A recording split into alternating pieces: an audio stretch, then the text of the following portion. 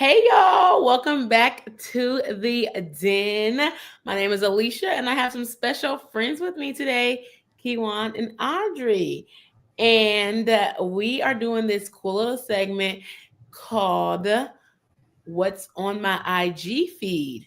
Hashtag it is all black girl hot topics. And we are going to be chatting about holding women accountable for the men they choose and discussing if it leads to Black love or Black struggle. Okay. Mhm. So make sure you get your drink and just relax and chop it up.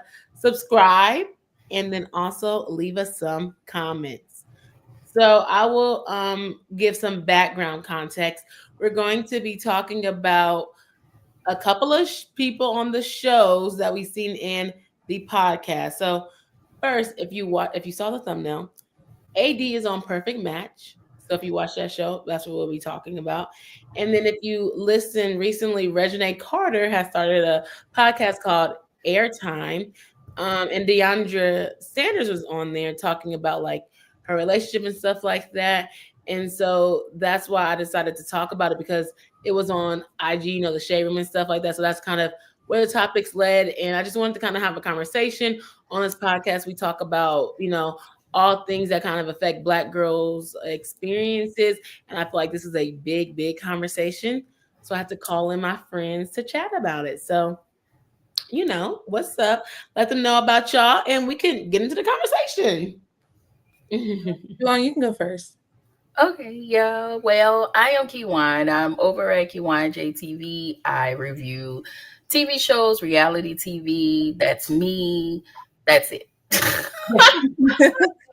And my name is Audrey. I am not a professional in this at all. I don't have any like real content towards this, but I do like to yap about the things that are going on the feed.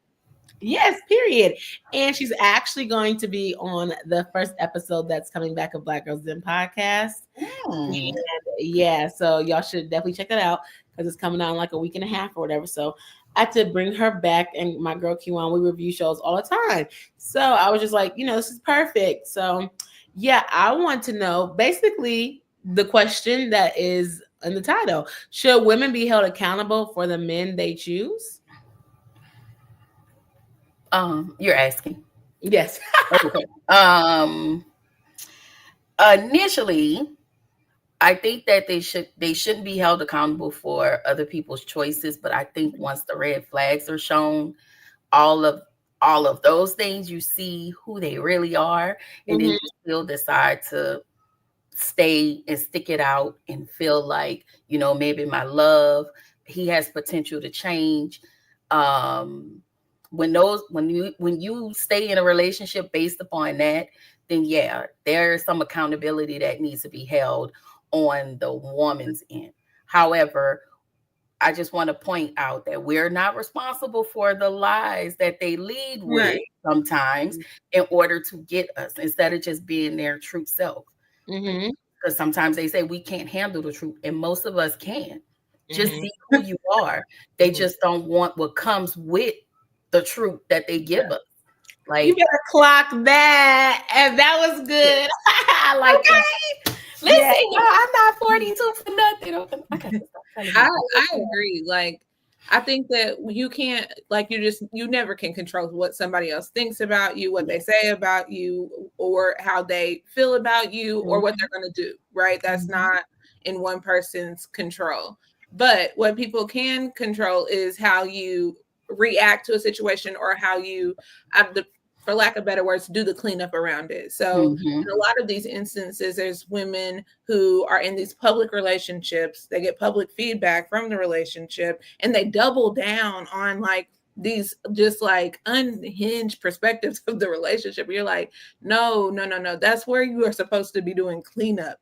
Like, you talk about what happened. And I think actually, well, I know we'll talk about this later, but I think Drizzy actually did a better job of kind of like being like, yeah, I was in this relationship. This is what happened. I've moved on by doing this. This is what I didn't like. I was hurt. I was misled, blah, blah, blah, blah, blah. And moving forward, rather than just like hunkering down, almost like talk about Rashida, but like, you I'm not leaving her. Just say it. You know, be Girl. cool. Yes. Say, like, be real about what's going on in your relationship. Doubling down on stuff like that, you know, is you could say, yeah, I should have been better than that, but my heart's not ready yet, or my brain's not ready yet, or, you know, I'm working on this in therapy. I'm just not ready to make this big decision and step out of this relationship. Be accountable. We've seen this too. We talked about this with what's her name? Tyler and Ashley. Like, oh yes, Ashley. Mm-hmm. Like, you know, and now we're here, and you have this big blow up when you could have been real. Yeah, Rashida definitely gonna catch a straight. She always up in there. I mean, I pray for better days for Rashida, but with Tyler and Ashley, we can talk about that too. Like, should women be held accountable? Because it's the fact that we all know that it's reality TV and they film stuff later, but it's like she came out there and doubled down on like, that's not his kids, that's not his kids. He did. Girl, do you not know they have DNA tests? Like, do you not know? Like, it's just like, why would a woman come on here and lie about it? About him being the kid's father, and you're just like, oh, it was so this, it was so that. No, he was having sex with that girl. And then the reason why I thought about this, because I was watching Jesse Wu and Blues thing, and I don't know if y'all are familiar with them, but they review and they react. They talk about perfect match or whatever. But Jesse Wu kind of caught a stray in her interview with AD and Ashley, and Jesse Wu was like, they're calling Jesse Wu mean, but Jesse Wu was like, isn't that ironic that AD is literally talking about a Black woman having kids, and she was pregnant during that interview, talking about. Oh yeah, these people are just nasty and stuff like that. And I'm just like, that's crazy, because like you was literally pregnant, like you literally have a baby, and you have no grace or no empathy for a mom in that sense. Yeah, of course, Ashley don't, because that was Ashley. Yeah, and it's like disproportionate being upset with the other woman in the situation versus.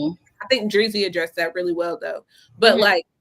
Being mad at you're so mad at the baby mama, you're so mad at the women in your comments. You need to be mad at that man that stays at your home. The anger is misdirected. It's very like Dreezy. So it sounds like he caused some type of triangulation with the women, and also whatever it is, y'all know how it gets when they and I don't want the people to think I'm man bashing. I'm just saying, and I will hold somebody accountable. I will hold their feet to fire. But it could be also where he telling that person all of the bad things about said person, but at the same time, you have to be able to see. You really got to be able to see what that person is really about. Like, you see the red flags. I feel like they be poking out like this, and we choose sometimes to miss them. Well, that's what I was going to say too, because so Dreezy did say like we was in a relationship and it was brought to me that was a friend, but they was behind my back and stuff like that. And so DeAndre going to comment on the Shade Room. I should show the clip, but I can't. I don't have the picture. She was like, "You already knew what it was. Like you was in jail or whatever." Said and like just talking all this stuff. But then she on the podcast talking about I ain't gonna talk about it no more. But I'm like, but you are. Like two things is true. He could have told you that, right? But he could also been lying. And it's like you're commenting on something saying that he told me this, he told me that, when in fact you're literally going through this probably right now with the whole Dej Loaf thing and stuff like that. Like he's literally still lying to you. I don't know necessarily why they broke up, so that's not what I'm speaking on, but you'd be like, you were in jail and he already told you what it was. You knew what it was. Clearly she didn't know that. And clearly he is a liar. You literally just went through everything with him. Did he not come to be out as a liar? Right. So it's like, why are you commenting on this? It's just like, it's so sad that you're literally still arguing about this with Dreezy, and Dreezy's like, I done moved on, it's good, but you're still in the thing. And she's even said like she's heard about the situation, but it's like when people are telling you like probably not to date him, like people are literally like, you are Deion Sanders' daughter. Now I don't know if I agree with that part. Like I feel like people hype people's children up too much. That's just me. But like you're Deion Sanders, like you could have got anybody. You went to go get y'all cookies. That's like 5'2", and a rapper and a singer. And it's like, do you not already know what comes with that industry? And he was with Dreezy for forever. So I'm like, first of all, you embarrass yourself. And it's like, you gotta quit embarrassing yourself over these men. Like that's arguing. Well, also part of it, was that also that she said something to the effect of like when she was on Ray Janae's podcast that she didn't ever want to be a baby mama. Oh yeah, that's messing with a man who already had a partner. So what else did you think you would be? And that's why I said a situation that got pregnant. So that would make you a wife? Like this doesn't add up. That's the part that I was saying we have to hold women accountable for, because she's like, I never thought I'd be a baby mama because you're Deion Sanders' starter. Well, if you never thought you'd be a baby mama, why would you be having, I don't want to say why would you be having sex, but why would you be not protecting yourself? Right. Or looking at being like, hey, I need to be married and then they'll have kids. Yeah. And that's what I think. Like a lot of women think they're not going to be a baby mama a lot, but it's like you're having sex. The 1 + 1 = 2. Yeah. And you're not telling the dude, hey, we need to be married, because there's a lot of baby mamas out here. So I'm not shading the baby mamas, but I'm like, how do you expect that you was not going to be a baby mama if y'all was doing stuff that can make you a baby mama potentially? And then you're like, oh, but I want to keep my family together. And it's like, we want to keep this family together. Why would you keep a family with somebody who's not even doing nothing? Y'all want to keep family with dudes who don't even want the family. They want the kid and they're going to keep it moving. He proposed to you after. They don't want the kid. And that was another thing too. I was like, he proposed to you after you were pregnant, and everybody was like, congratulations. But it's like, let's see if I can think, like, are they really going to get married? But people will call you a hater. I really don't congratulate people. I don't be saying nothing. Like, let's just let it play out. Like, you thought I was really going to get married. Like, y'all thought y'all ate with that. And he was over here talking about if he wanted the last name or if he didn't want the last name, whatever. I was like, y'all really thought y'all ate with that? Like, you thought you had up on her because you had a family who was getting married. And now, now you're a single mother. And Dreezy's like, I'm going back to my music. I'm in my, and so it's like these women think they have something over these men, and it's like the men are not the prize at the end of the day. And so that's what I think that it kind of frustrates me when it's like you do hold women accountable. I mean, when you try to hold women accountable, you get met with like, well, at least she has a man. Well, what is this at least? Like, well, okay, you're gonna be miserable. What kind of man does she have? Okay. And everybody, that leads me to like the perfect match thing with AD. Because everybody's like, oh, she's pregnant.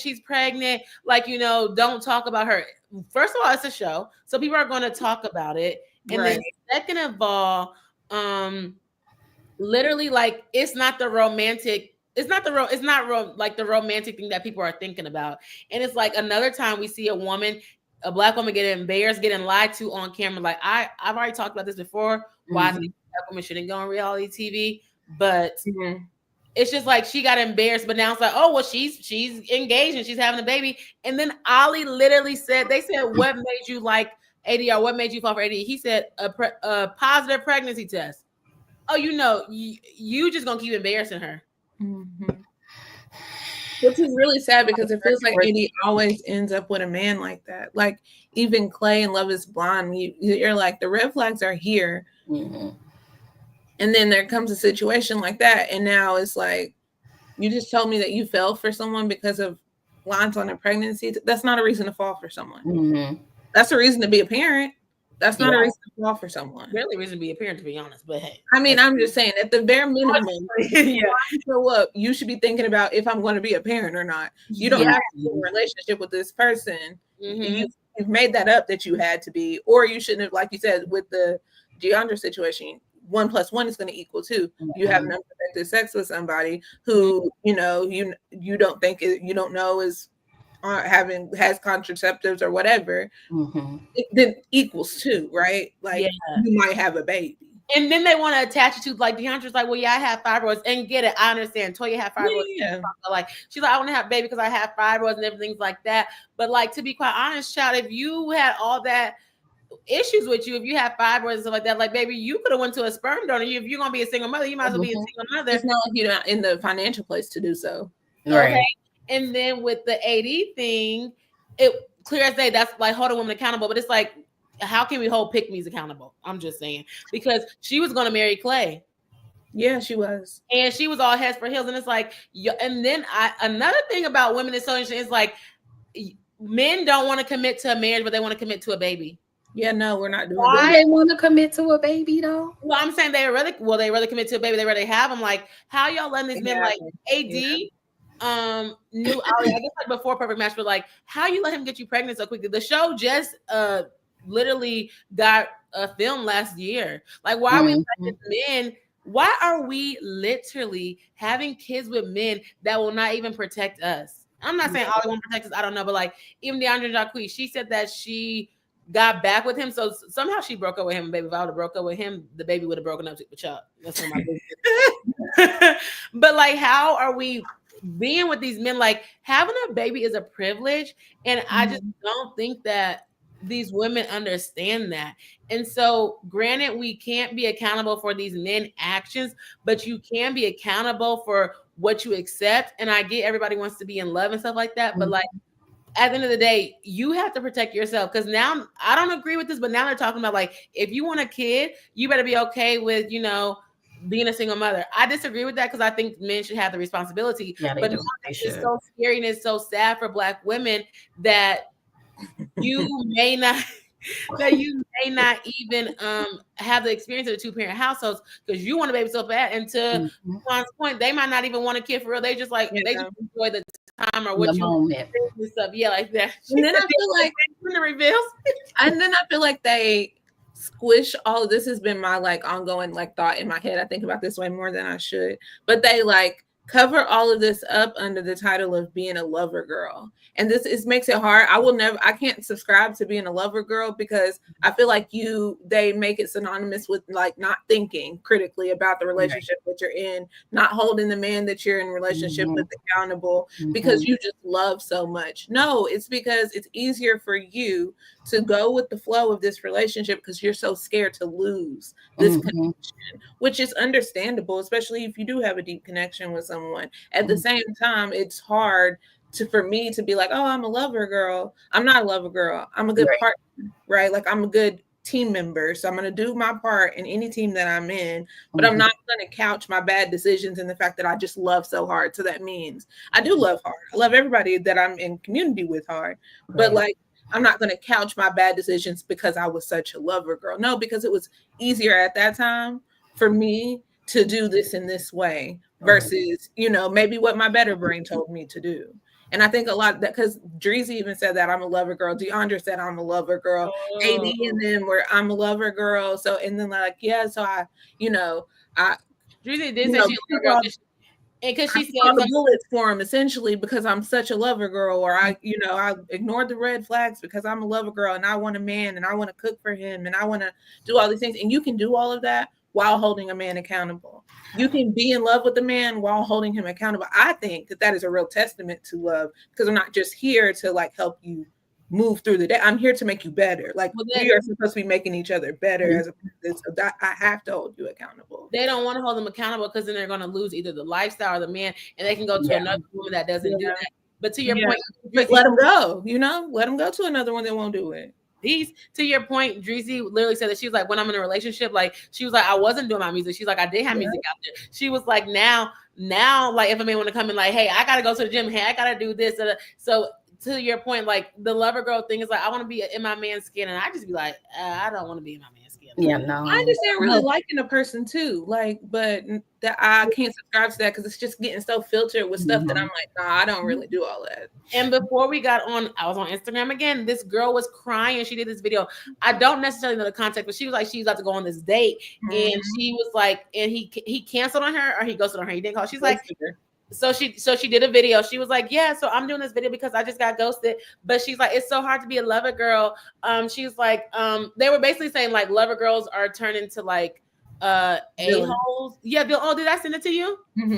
Oh yeah, villains. She was like, first of all, I was like, girl, you're doing too much. I don't know where they was going, but baby, she had tacos for her. She did it.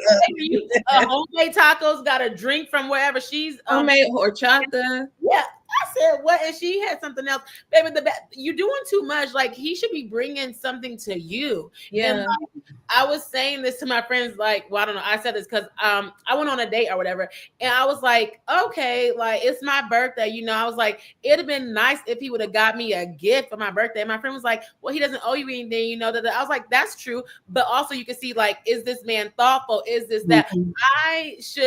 I'm not expecting for him to give me a gift, but I was like, dang, like it is my birthday, so it'd be cool to get that because any other day it would have just been a regular day, like the date would have still happened.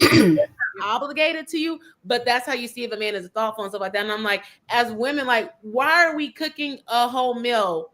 Like, I don't know how many dates it was, but I'm just like, you're doing a whole bunch of lot for dudes who just ghost you and don't even care. Like, it's just horrible.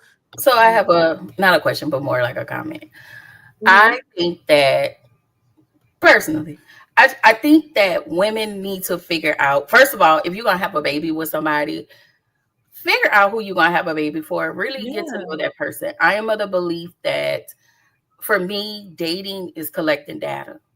Like I really have to get to know you to, you know, and I have my moments, but I know me and I know I have a lot of love to give. And I know that I love me enough that everybody can't get this. Yeah. And once you lose this, you'll never get that side of me, not ever in life. And that's me protecting my peace. But the one thing I had to do in order to see signs, in order to recognize this is not okay, I choose me over anything else, is therapy. Like we need to figure out why you're constantly sacrificing, why you're in one-sided relationships, why you're waiting for their potential, why you accept excuses or broken promises, like why you always in this thing of emotional exhaustion, like accepting disrespect, and why are you really in fear of leaving somebody who mean you no good? Like why? And I think that's the real question you have to ask yourself. But for pick-me's, because they were taught that I have to be what this man need me to be in order for me to be great or for him to be even greater.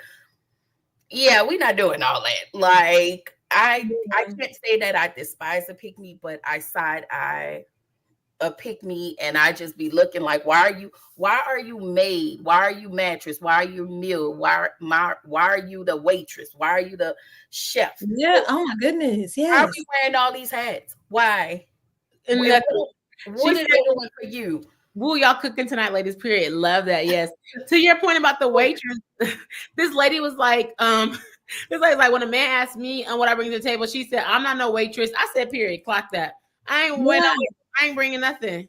And I think we're socialized through multiple forms of media that way, like, you know, songs that like, I'm what a man needs or whatever. No, I'm what I need. And I can be beneficial to you if you do right. But like, like you said, first you have to figure out who you are to you. I know regardless of if I have a man or if I don't have a man, I'm solid in who Adriana is. Like, I don't have to worry about that. I know who I am and I'm good enough for me. And like, that's the pieces of it that make you be able to have those conversations more nuanced, or at least be accountable for what you're doing. You know, like if I'm going to stay in something that's bad, I'm not going to stay in something that's bad and then be mad that you're telling me it's bad. I know I'm here. Like, I know I'm here. I'm doubling down on that. I'm just waiting on my time out, you know? And so I think a lot of times it's that people need to really do some real soul searching.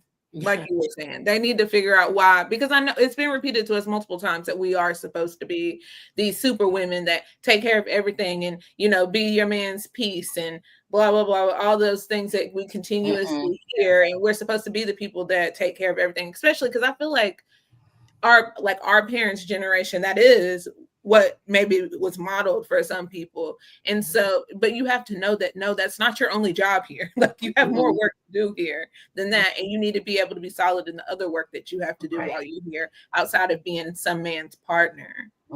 They lose themselves in being something to somebody else. You forget who you are.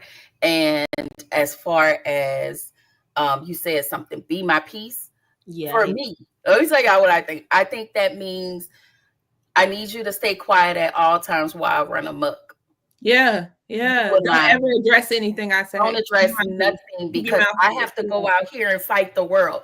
Oh, the same world we have to fight, because I feel like you out there fighting a ghost. So what you fight? You fighting? I'm like, what are you fighting? They're fighting their demons. That's what that is your actions. You are fighting your demons. That's the only thing you fighting, and that's T, because it's literally like the men want peace, but then they bring the chaos. How you bringing peace? Exactly. Oh, and you're supposed to be okay with the chaos. How dare you leave me? How dare you walk away when I just talked to you crazy? When I just handled you? Erica, don't get triggered. When I just did all of these things to you, but I'm still expected to stay. But God forbid, let me pull a you. Let me pull a you on you. Hello. You gon' I can't do this no more. All right. Bye. Yeah, me either. Neither could I, right? To your point, you were talking about media, and I was like, that's the literally conditioning. Like, we're literally conditioned, like, from the music, from the shows, even the reality TV, even the love shows. Like, that's why sometimes I can't get invested into it too much. It's like we're just like, what humiliation tactic can we do to get a man? Like, what humiliation ritual? Like, what is going on? Because speaking of even Love Island, I talked about that a little bit, but we can talk about like the different challenges that they had to do or whatever. I didn't watch a lot of it, but I listened to Landry talking about like a milk challenge or whatever. But it's not even love. It's just like you're not really going there for love. It's people getting paired up and they don't even have to be relationships. But it's just like, why are we doing these certain challenges? Why are we having this? Like, we're having women getting picked, and the man is like, okay, are these relationships? Are these not relationships? But then Nicolandria, the whole hive or whatever, they're like looking at her, and people are thinking that it's a fake relationship. And it's like, well, she's so in love. She don't look like she's struggling, child, because baby, it looks like Nick love him some Melandria. Because she said she wanted to go to Greece. He was like, he added her to his contract. She was like, she wanted to be a model. He was like, okay, hey, like, he basically like put her on to like a couple of like the different modeling gigs. I'm like, that's what you need, a man that's going to add value to you. And I feel like that we don't get taught that enough. Like, we get taught like we're super like we need to add value to the man. No, we need to add value to my life, so then in return we can do what we want to do. It's so much like it's so much now like, what can you do for a man, like cooking and cleaning or whatever. And I was like, I'm actually way more valuable than that. For me, like, that's not valuable to me. I don't value cooking and cleaning, whatever. And this lady literally I was on Threads, and this lady was talking about how she helped this man with getting his AC fixed, getting his like house thing fixed, like his deed for his house, because he couldn't figure it out. So I thought I was gonna be reading a love story, child. Please. She was like, she helped him basically with getting his car fixed, got him a mechanic, and helped him with the deed. And then later on in the day, he gonna talk about what do you have to offer a man needs a woman who cooks and cleans. You don't know how to cook and clean? Your mom ain't teach you that. That's a basic skill. Somebody who don't know how to make food. Like, and it's like they're taught that a woman is supposed to take care of them.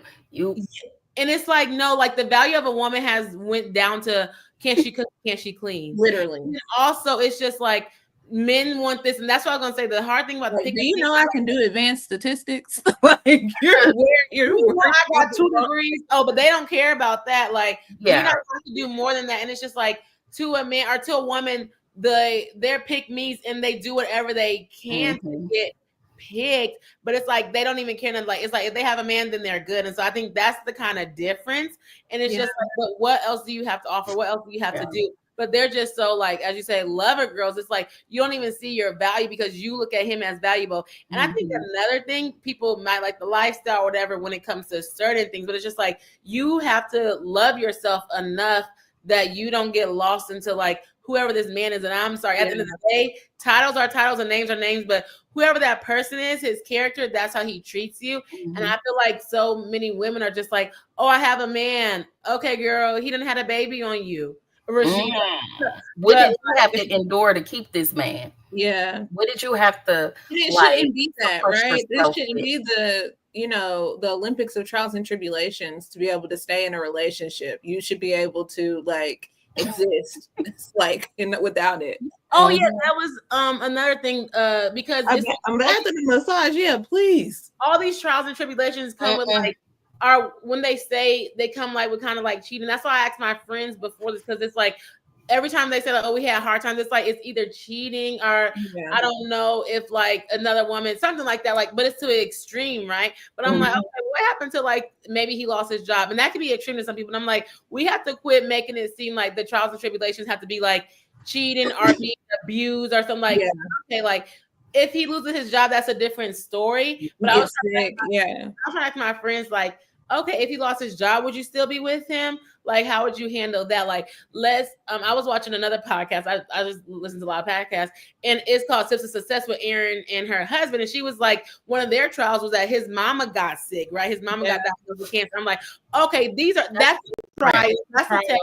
Like, it shouldn't always have to be like, oh, he had a baby on me. Oh, like he, I don't know, was mean to me. It's just like, okay, it could be family things. Like, it could be like, those things are things that you can work through. Like you being disrespectful, like you not listening to me or trying to control me. Like that's not what we need to be staying in. No, thank you. I get that. Oh, let me read. A man told me he's ready to settle down now because he wants to come home to a cooked meal, a bath, and massage.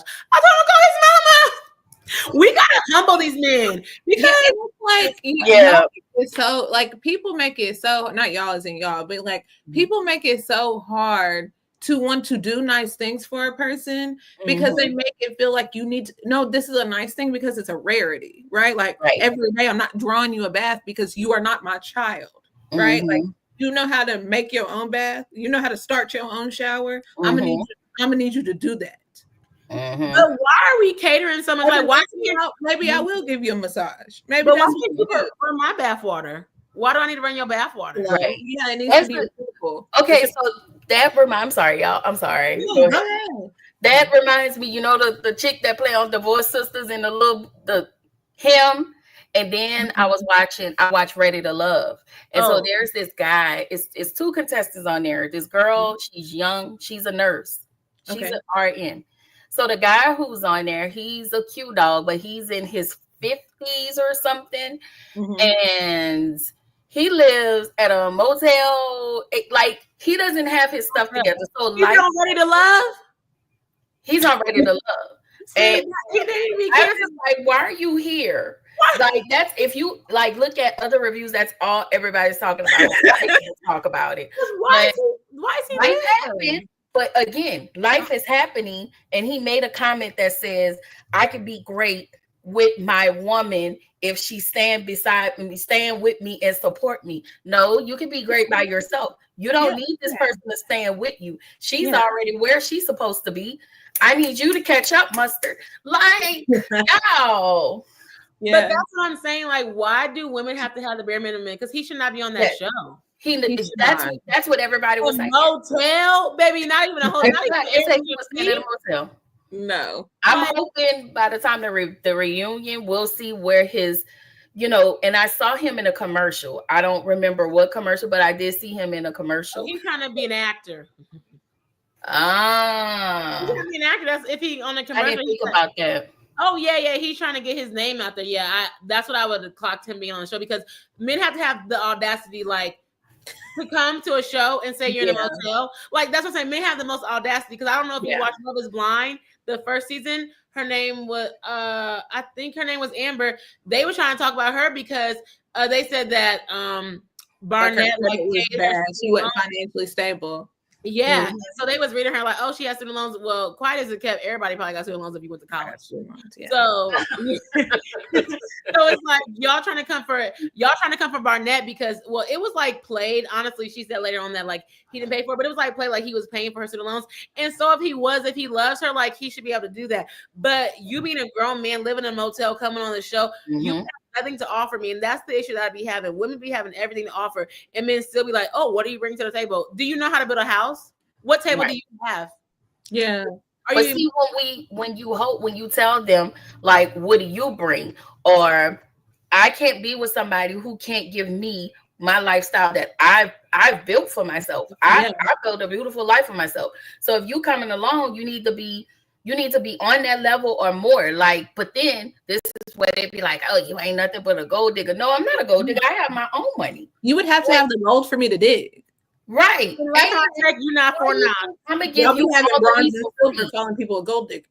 You got to And have you think I'm gonna give you all of me for free. right. Yeah. And that I will tell y'all what my mama would say, but that's too many cuss words. So okay. But that brings me to another point, because right now on TikTok there's this discourse in the feed. This girl was like, this guy asked me on a coffee date and I canceled it, and I went to McAllister. Someone was like, give her McAllister bill. She was like, I ordered some broccoli soup, some type of meat, whatever. And people are in the comments like, they're reading her, like they're over here like, oh, who asked you out on a date? Because she's like a plus size woman, like brown skin. They're like, nobody asked you out on a date. They're like, you can go to coffee. They're like, you don't need to go to coffee. You need to go to the gym. So it's just like, one, you don't think that she deserves a date, or you don't think somebody asked her on a date because she's big. You're not attracted to her. But it's so funny because she is literally reading, like she's taking the comments and she's reading them. She was like, somebody was talking about dating and she was like, well, you look like you go on dates. Why don't you have a man? Another one was like, okay, so you got 3 kids. You still ain't got a husband. How's the coffee date, sis? So she's like, that's what you got to do. But to that point, it's like, she don't want to go on coffee dates. Like, and that's fine. Like, why are we berating her? And this guy was like, really? Like, this guy was saying something about like, oh, you don't want to go on coffee dates because of yada, yada, yada. Like, if it's like something about you don't want to be vulnerable, like, I don't want to go on coffee dates. I will not go on a coffee date. I don't like coffee. I'm not going to go drink coffee. And when I told the dude I didn't like coffee, he was like, okay, let's go somewhere else. And that's fine. But also, if we want to be honest, when I look at coffee, shots, baby, they close at 7:00. What are we doing? You don't go on to dates till 7. If you work full time, what's the coffee date on a Saturday or on a Sunday?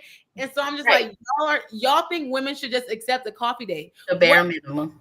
Why are we not, like, you're not even getting to know somebody? And that's why I'm like, we don't need to get to know each other over coffee. These men don't call you. They barely text you, or they text you, but like, they're not sending good morning text messages. And it's just like, the men rising queen. Like, they're not even sending that. I'm like, they're not even giving any effort. So when women do try to hold men accountable, it's like, oh, you this. It's like, send a good morning text message. How about you call me? Like, literally, I could tell you about how many dudes have called me. It's just like, you don't know how to pick up the phone. But if you read it better, you would know if a woman was getting your money, or if a woman didn't want you. Because this other dude was talking about how he went out with this girl and she was like hitting him up at like 12:30 at night. But he still ended up going out with her, even though he was salty. And I guess they had sex on the first night. And then the next day, he was saying something and basically he got mad. She was trying to take pictures with his Corvette, y'all. It's so funny because she was on Instagram, but she was like a young girl. And then he felt some type of way. But I'm like, you chose that girl. Like, you went out on that date. Even though you was mad that she changed your plans, you know what she is or who she was. You went on the date.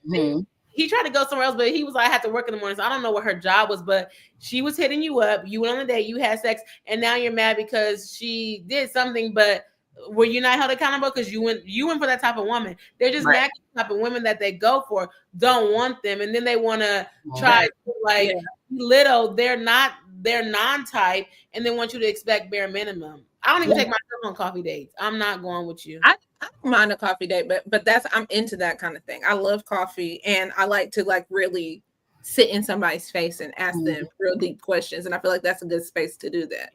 And I'm not saying that has to be, if you're going to take me on a coffee date, then we need to do something else too at another time. Like, I'm not going to say that's the pinnacle of our dating and we going from a coffee date to a Netflix and chill immediately afterwards. No, like we might have to, and I think sometimes it's like, I have a lot more grace for people who are younger. Like, you're 20 years old, you're 21 years old, you're 18 years old, right? Because that prefrontal cortex is not there yet. But as you get older and you're still like not willing to be, if you're wrong, be accountable for being wrong. Like if I'm doing something wrong and you call me on being wrong, I'm gonna say I'm wrong about it. I should have no business doing that. Right? Like I'm a whole mind about being wrong about something. But at your big old age, you can't keep blaming it on this other stuff. Like you can't keep making it about your zodiac sign or your trauma or your past. Right? What your mom did. You need to really get into this is still a fatal flaw that I have. This is my own stuff that I need to work on. Like they be like, oh, Libra men lie. No, all men lie. Right. I Yeah. can't If stand you when was they if you was born a human being, when they say it's a male, you lie. Lie, lie, I lie, lie. cannot. I cannot stand that. So I guess the next topic. So we talked about should women be held accountable for the men they choose. Do you all think that Black women are I don't want to say, well, subscribed are attracted to the Black struggle in order to have Black love? Listen, the way I my baby blowing me, I refuse to Yeah, I have way good relationship with my friends. We have a great time. I could go back to hanging out with my friends. That's fine. mhm. We're great. Yeah, have a good time. Yeah. I think at first a while, back then, because again, I'm well, my mom them was Oh, taught my mama. to like my grandmother, and it's not my mom or anything like that, but I've seen something different. But with my grandmothers, they taught us to stay, they taught us to struggle, they taught us to like, oh, he's cheating on you, but he takes care of you, so it's okay. Yeah. Or what have you done, even if when it's abuse, what have you done to upset Yes. them? Or what you won't do, another woman will do. I hate that. And they better do it great. I want you to do it better than me. Take them. Do it, baby. And so now, as we grow and we evolve in the young girlies, because I live, I'm still young, but I'm I'm between auntie and I'm in the auntie phases. So we are not like laying down accepting that type of like BS. No, no. I'm about to allow you to risk my body because you want to go out and cheat. You can go sleep with whoever you want. But you gotta come back. It even some stuff as like BV. No, I don't want any of it. So you can go do whatever you want, but you can't do it with me. And what we realize is even staying in a lot of these relationships, they add years on, especially how when the struggle come, they don't wear the struggle. We as women do, because looking like what we're going through. Yeah, you look like what you go through because you're absolutely like internalizing all of the mistrust. You're doing all of these things, and you wonder, like, in 1 year you look like you 7 years older than what you look like Before. what you look like now. And it's like, why are they because most women be like, I don't want to start all over. Who's gonna want me? If you don't go look at yourself in the mirror, this is where you understand where the person who you've been with have allowed you to suppress yourself and shrink. You shrunk. You began to shrink in this relationship so much so that you don't even recognize who you are in this relationship.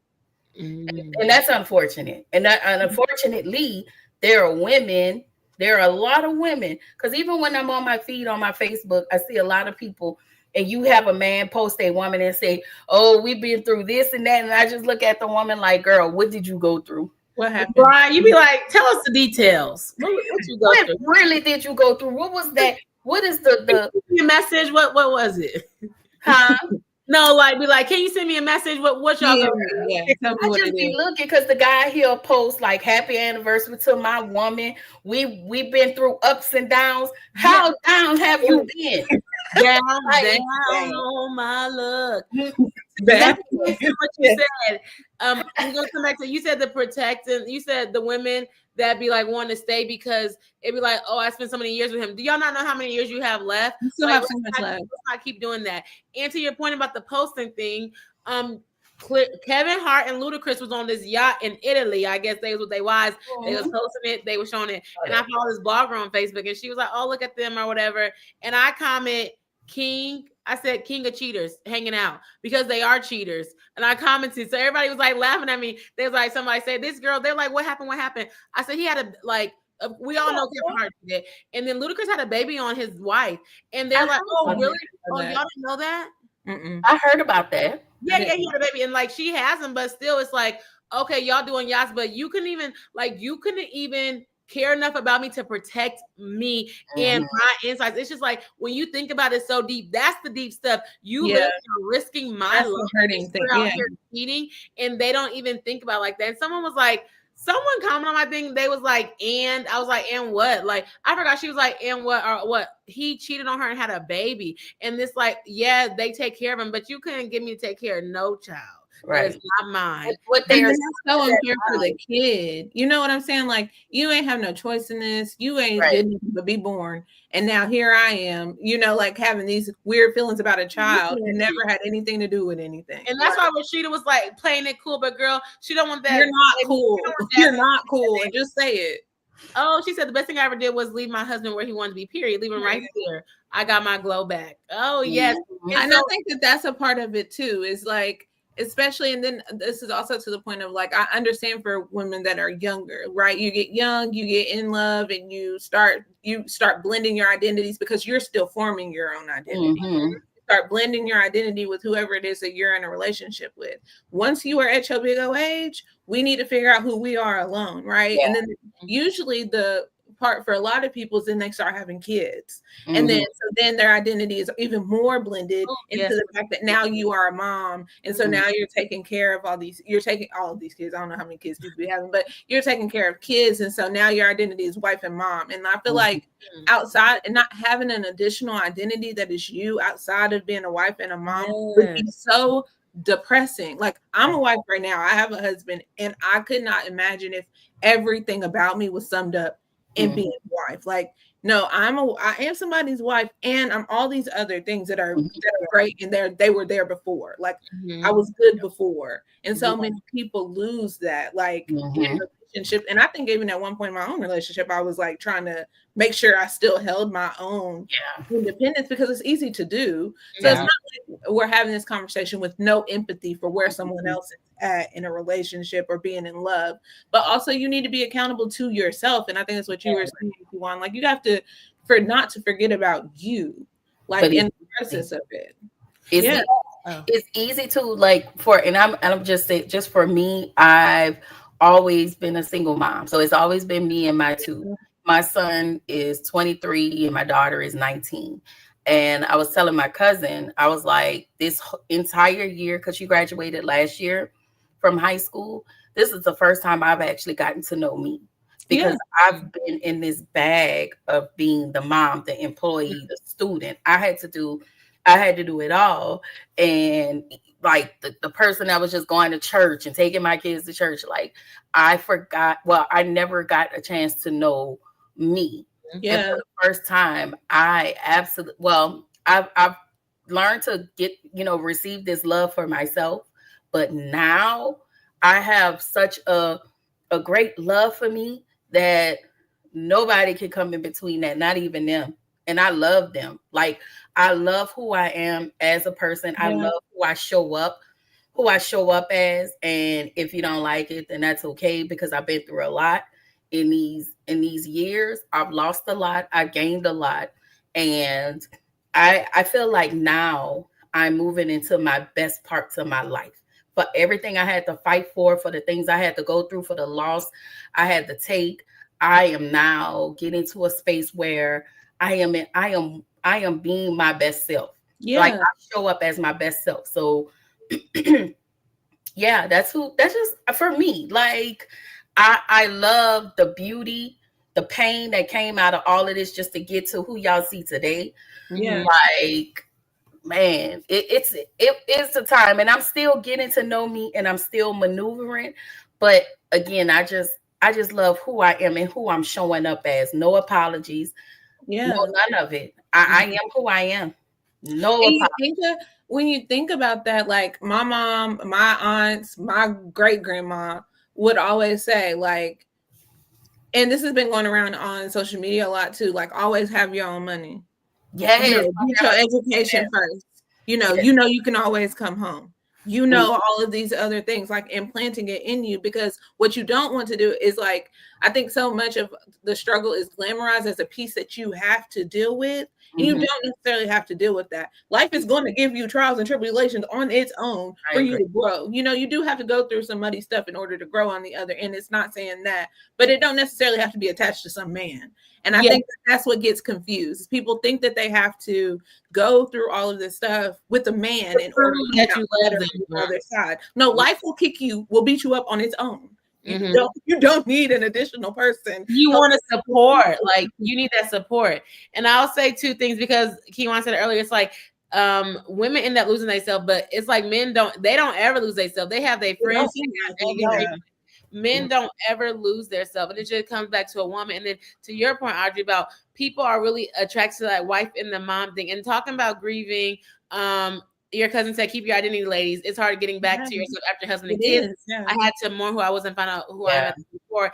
And as a woman who is not married, I think about how many of my friends are like, I want to be married, I want to be wife. And it's just like, those are two different things. Like, those are two different your identities, but like that can't be your whole identity. And it's just like, you want to do that, but you lose yourself. And then you be like, well, who am I? And it's like, you still have to value your friends. And I feel like so many times that women do not value their friendships and their individuality because they're so tied up into a man, because that's all they wanted at the end of the day. And that's the truth of what it is. Like, women want to be with a man, and then they tie everything up in them, and then they seem like they lose themselves. But it's like, when you tell people not to lose yourself or lose themselves in a relationship, it's kind of like, well, what else do they have? Like, they just don't think they have anything. And that's why I'm like, you have to have hobbies. You have to get to know who you are. Like, you have to have other things outside of this man and this idea of relationship, because we end up romanticizing relationships.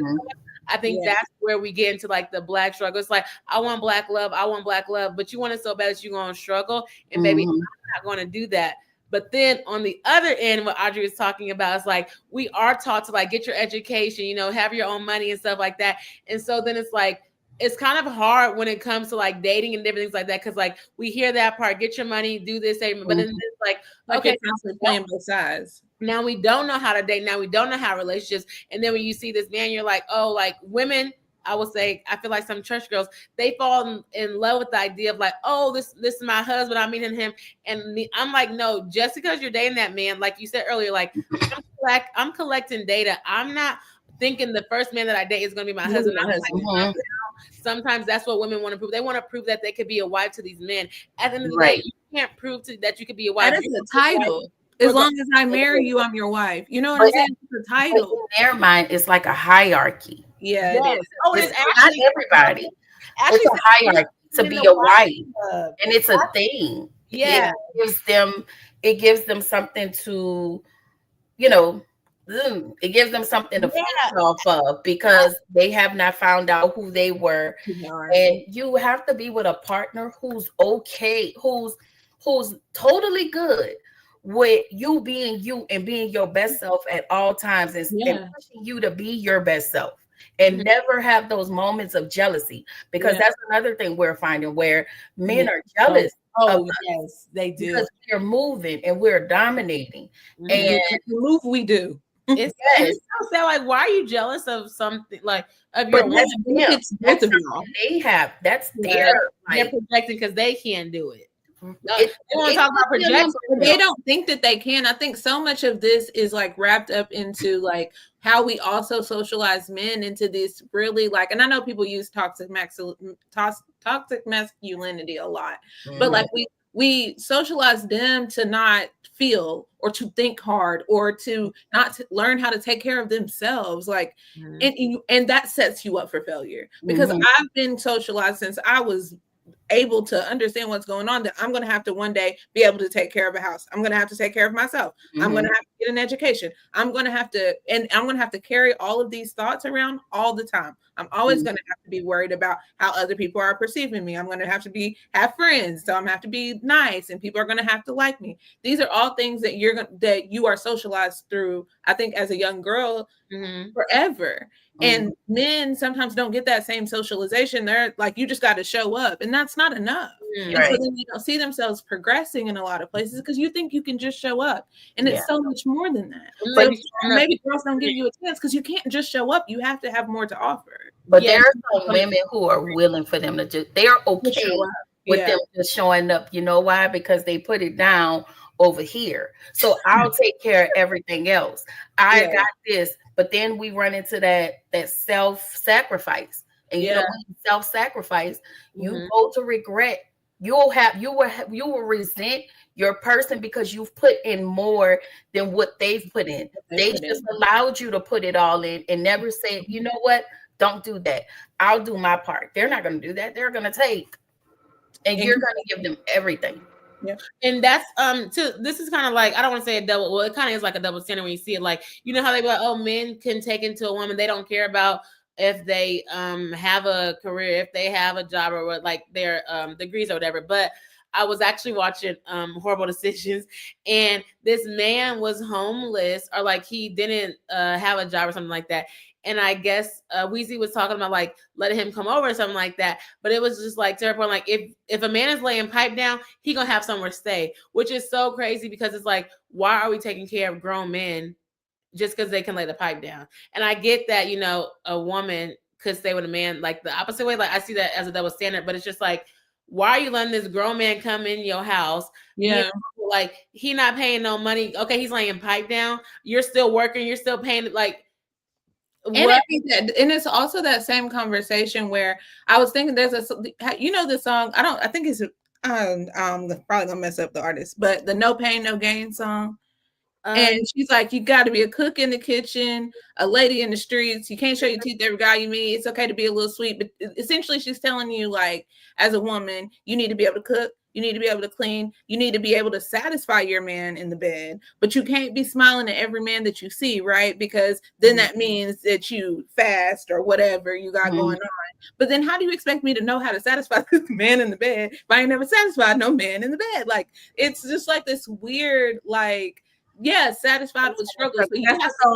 And she says, in order to win something, you got to lose something. In order to give something, you got to go through something. And I might be messing up the lyrics a little bit, but essentially it's like a song that's literally telling you, struggle with this man, let him do what he want to do. You figure out how to please him. And then he'll stop doing what he want to do. Because he's going to be you can't please nobody that don't. You can't please and Mr. Charlie, okay? Yeah, you know it's terrible. Yeah, like you can't please somebody, and like also you can't make someone be there that doesn't want to be there. Like I'm not overexerting myself. If you like me, and I'm not trying to be like, you know, if you like me, you like me. If you like my vibe, we cool, we chilling. Like I'm not about to be doing all this and that, like all this and that for you to literally be like, oh yeah, I don't like you. I'm like, oh yeah, like giving that power. Like I'm not doing that. I'm coming how I am. Like fake, like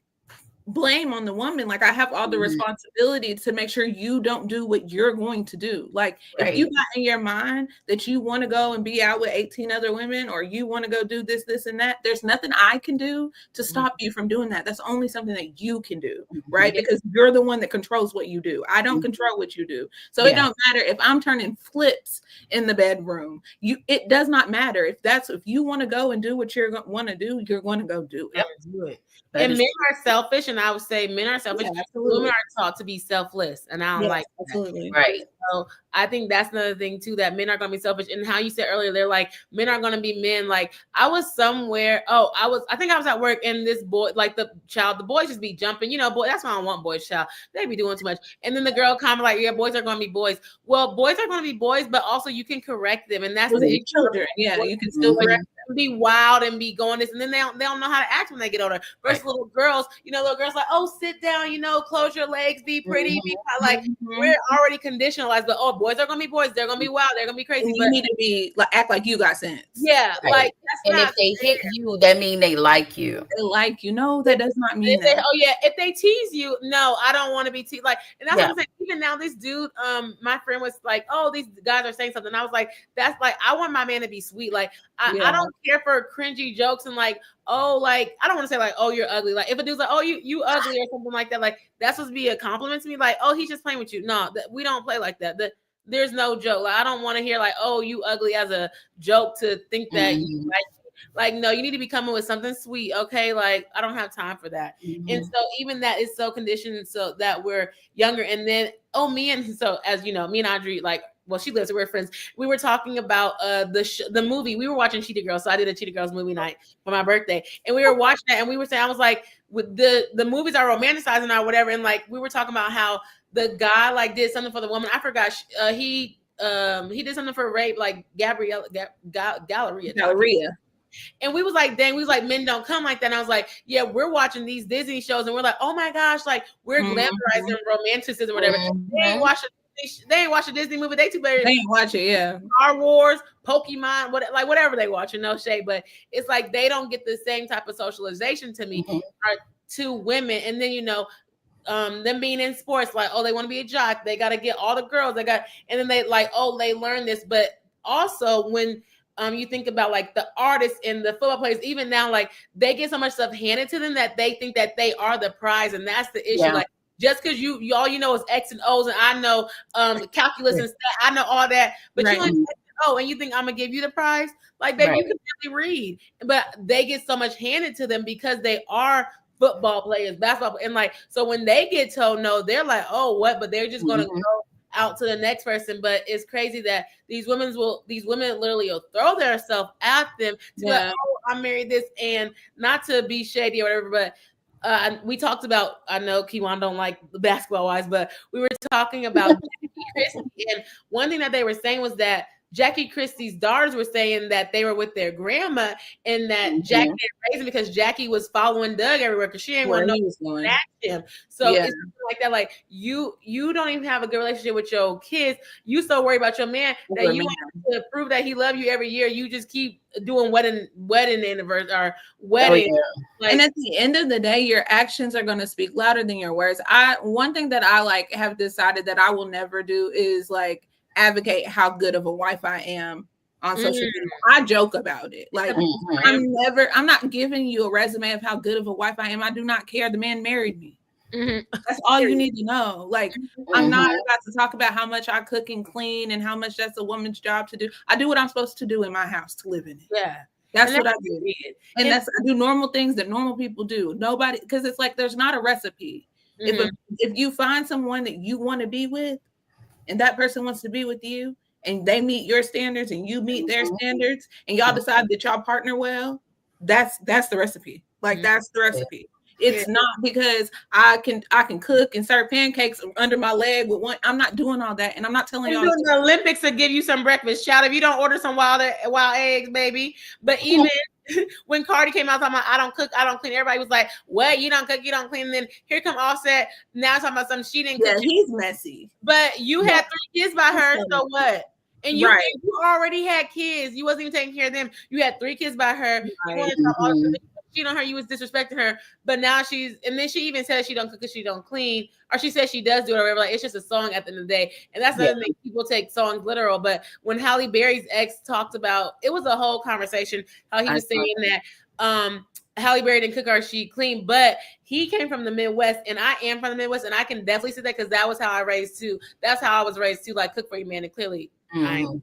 Man. So am I cooking? No, but they being in the Midwest, like my grandma cooked, like my great aunts cooked, and none of them they was married, but they was not married by the time I was born. You know what I'm saying? Like that's what he was used to. But so he was shading Halle Berry, but it's like people have different experience. Halle Berry wanted to be, she is a star, right? She wasn't worried about cooking and cleaning. She's like, I can get a chef, and that's how I feel. And so sometimes it's like you have these different expectations, like, oh, she didn't cook or she didn't clean. That's what you seen your mom and your grandma doing, but that doesn't mean that has to do that. And you also have to think about like that's because they had to. Then people want to they had no job. Right. They couldn't get a job. They have to keep their house clean. They They couldn't do bank accounts. Yeah. And in order for them to even get a house, like I'm learning for a house, their husbands, if they're divorcing, their husbands had to sign off Yeah. for them in order for them to get a house. Now, I will say this: men are not taught rejection. Mhm. One of the things that we are taught as young girls is to become wives, because what a lot of women, they say that I was young, I dreamed about my wedding when I was young. They teach little girls to become moms. So guess what they do? They give them a doll instead of giving the man a doll, because it's, men don't do dolls. And also women are taught to cook. Why do you think we get kitchen sets, Barbie kitchen sets, or whatever that is? I've never had one, or even an easy bake oven. Even with the gender thing, pink is for girls, blue is for boys. Yeah. But you tell men that they don't have to show their emotions. Like, you teach them that they're not supposed to cry. They're not supposed to be emotional, because that's for girls. Or you tell them that they have to lead. And my problem with that is, you want somebody to lead me who come and ask me every day, "Hey babe, where my socks at?" Like, how are you leading me but you don't have anything? I'm a strong proponent of an idiot does not get to lead.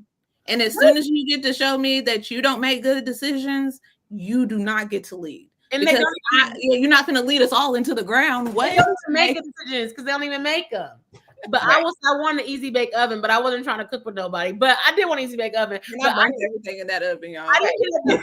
I had one, but it was for me. I just wanted one for me.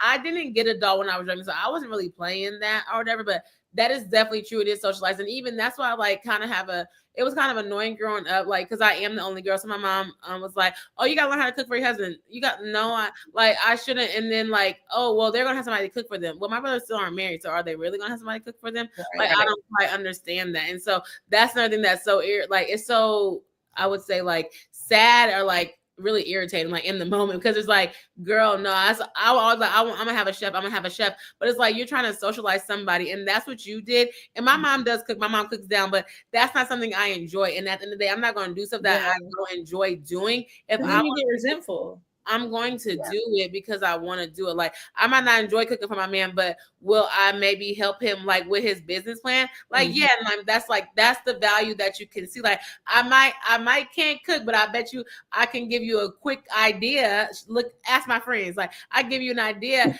I can plan a trip. You need a job. She's gonna send you a job. Right. Okay, like, there's other things, and I think that's kind of what women we need to lean in a little bit more, and trying to be like this same person, like, oh yeah, I cook, I clean. Like, no, I don't cook and I clean. Like, you're exhausting yourself. But like, I don't want to do that in my marriage all day long. I went on this date, and this guy's like, "Do you want me to stay at home mom?" No, he was like, "Do you want me to stay at home wife?"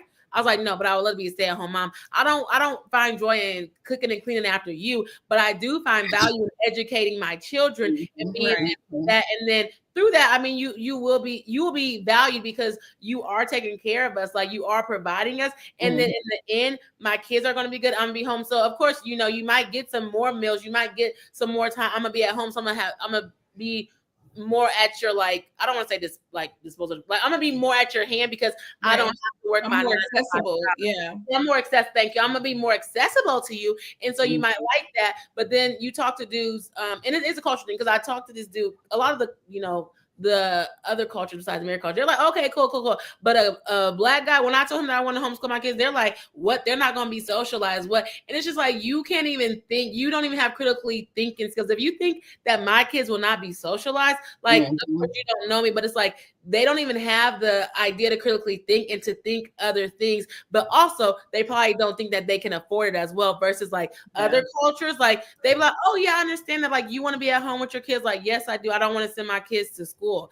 And so even with that, it's like, I'm already looking for a certain type of guy, because I know every day that I want to be at home with my kids. And so I think women need to start thinking about, like, what truly do they want? And I'm not struggling. I don't have to struggle. And I'm going to add value different ways. And so I just feel like your value does not only have to be cooking and cleaning. And that's all you think if that's all men think that you can do, they don't even know a value of a woman. I'm literally providing you opportunity for your seed to create generation. A lot Now, of people, to your point, with well, that, a lot with of being people think that, like, I don't think women or men process that. Just want to say that, like, they don't process how deep it is to have kids for somebody. Yeah. to your point with that, you still would need an outlet after, staying home with kids and cooking.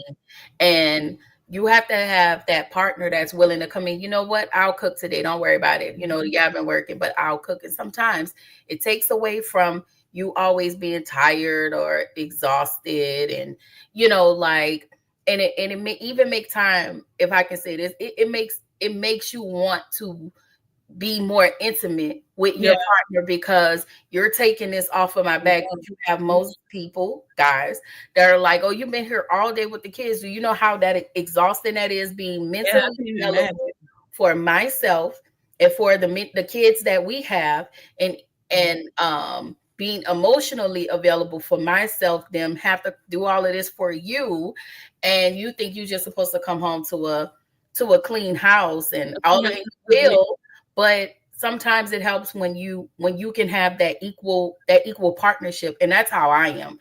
I'm from New Orleans, so when you from New Orleans, everybody know how to cook. The man know how to cook.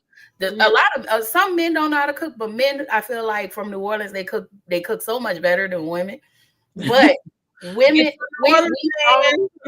but they are most of them are terrible people. Let me say that. They get you with the baby and they do.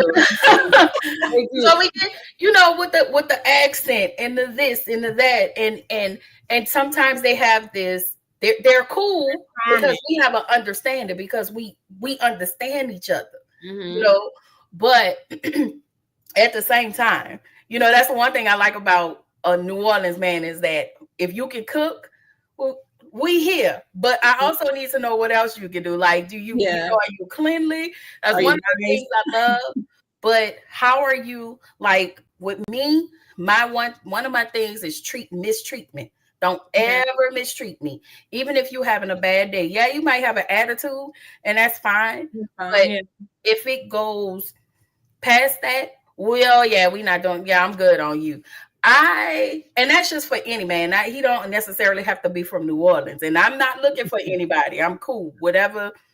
I'm cool right now. I'm good. Cool auntie. But, huh?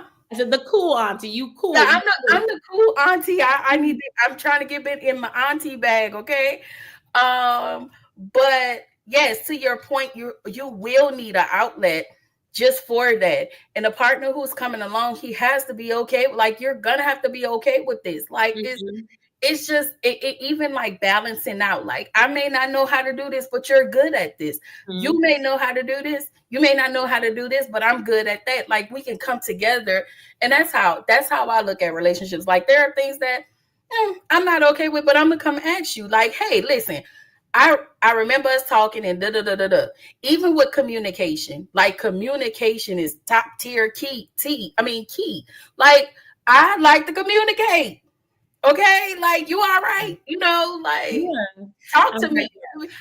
If you're not big on communication, I can't.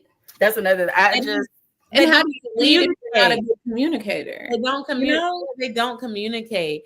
To your point, though, you were talking about partnership, and I was like, that's what I think that's not taught when you're younger. Because when I was growing up, my mom was not a single mother, right? But my dad was in the military, so I see my mom do a lot because my dad was gone, and I never thought about single married mother, but that is definitely true. So to an extent, they are kind of woman. That's no shade to my dad because my dad was working now. There's a difference, like, if he was in the house and he was like, when my dad was in the house, my dad was doing stuff so that's not what I'm saying. But I think that we're taught because you want to do so much stuff, or you want to kind of prove stuff that's like, it's single married. If I can cook, if I can clean, if I can take care of the kids, and then it's like your man is playing the game and sitting down. And so I don't think that we are taught about partnership. And that's kind of what I want, what you're saying. Like, so if you do come home, I'm sorry, you might have food there, but guess what? I'm going to go have a girls' night with my friend. I'm going to go to the gym, or I'm going to go I'm going to be on YouTube. Like, I'm going to be talking, like, I'm going to be doing Like, you gonna have the kids,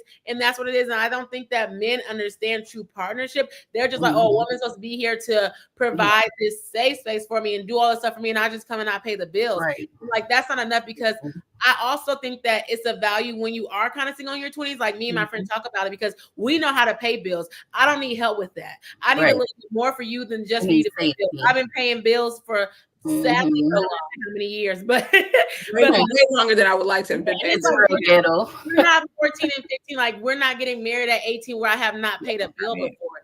And so at this point, you're going to have to come with a little bit more than just paying the bills. Yes, I do want my bills to be paid, but you're going to have to come a little bit harder than that, like, because my bills are already in my name. And if you're not a partner, you're not adding to me just because you're paying the rent. Like, I could pay that myself. I need you to add to me, like, invest in me. Like, one thing I think is big for me is, like, my dad invested in me growing up. And so that's what I look for in a man. And they do say you look for that. Not like that my mom didn't invest in me, but I'm talking about, like, speaking about, like, a man. Like, I'm looking for a man to invest in me. And so when I see that, that's when I'm like, okay, he values me. Okay, you can be my partner. But I also, this is just some people, I'm not saying that everybody wasn't raised in a two-parent household. So you only see what you can know and what you can do, unless you've seen it outside. But I just know for me that I'm like, okay, if my man is not investing in me, that's not someone I want. Like, if you're not with me, like, I'm like, at the end of the day, like, I need this from this person, because I'm already coming with so much stuff. And I just need to be able to 10 times it. And so I feel like sometimes that women don't know what they come with or what they want. And I feel like that kind of leans into, they don't know who they are. And but I know who I am. And so it's kind of like, if they don't know, or if they don't see something, it's kind of like, well, how do we, I guess, kind of even hold them accountable, because they're just going off of something that they've been taught and they don't know. So I think that is kind of like the part that we are missing sometimes, because some people are raised in two-parent household and they still be, soft. So so I'm not even saying that, but it's just like, I think about that too. But when you're in that two-parent household, you got to kind of think like, was your mom doing everything? Was your dad doing everything? And I've also seen the opposite, where like the dad is kind of doing everything and maybe the mom isn't doing as much, so you get all those preconceived notions in your head, and then that's how you kind of go out in the world. And I think that's why it's so important to raise your kids to be good partners, good collaborators, good team members. And so this falls across the spectrum of different relationships that you can have, and it's not specific to being in a romantic relationship. I am a good partner, I'm a good friend, I'm a good collaborator. So if you need my help with something, I'm going to try to help you. You could be my husband, you could be my friend, you could be somebody that I just met. If there's a way that I can assist you with something, I'm going to try to. And so that's why it's like, people need to, and I think that'll benefit your relationship. So if you grow up, you see your parents are team members. So that means nobody always has it, right? Like one day I might be tired, like you were saying, like even if as a stay-at-home mom, right? Like these kids might have wore me out all day. They ran me for everything I had. And you might have to have just gotten off of work and come home and cook. Like that might happen. And you need to be okay with that, because this is a partnership. Like it's not just, I'm not here to do everything for you. And like you said, if you just chill the entire time, that's not a partnership. I work for you at that point. Like, I'm a slave to you, like really getting money.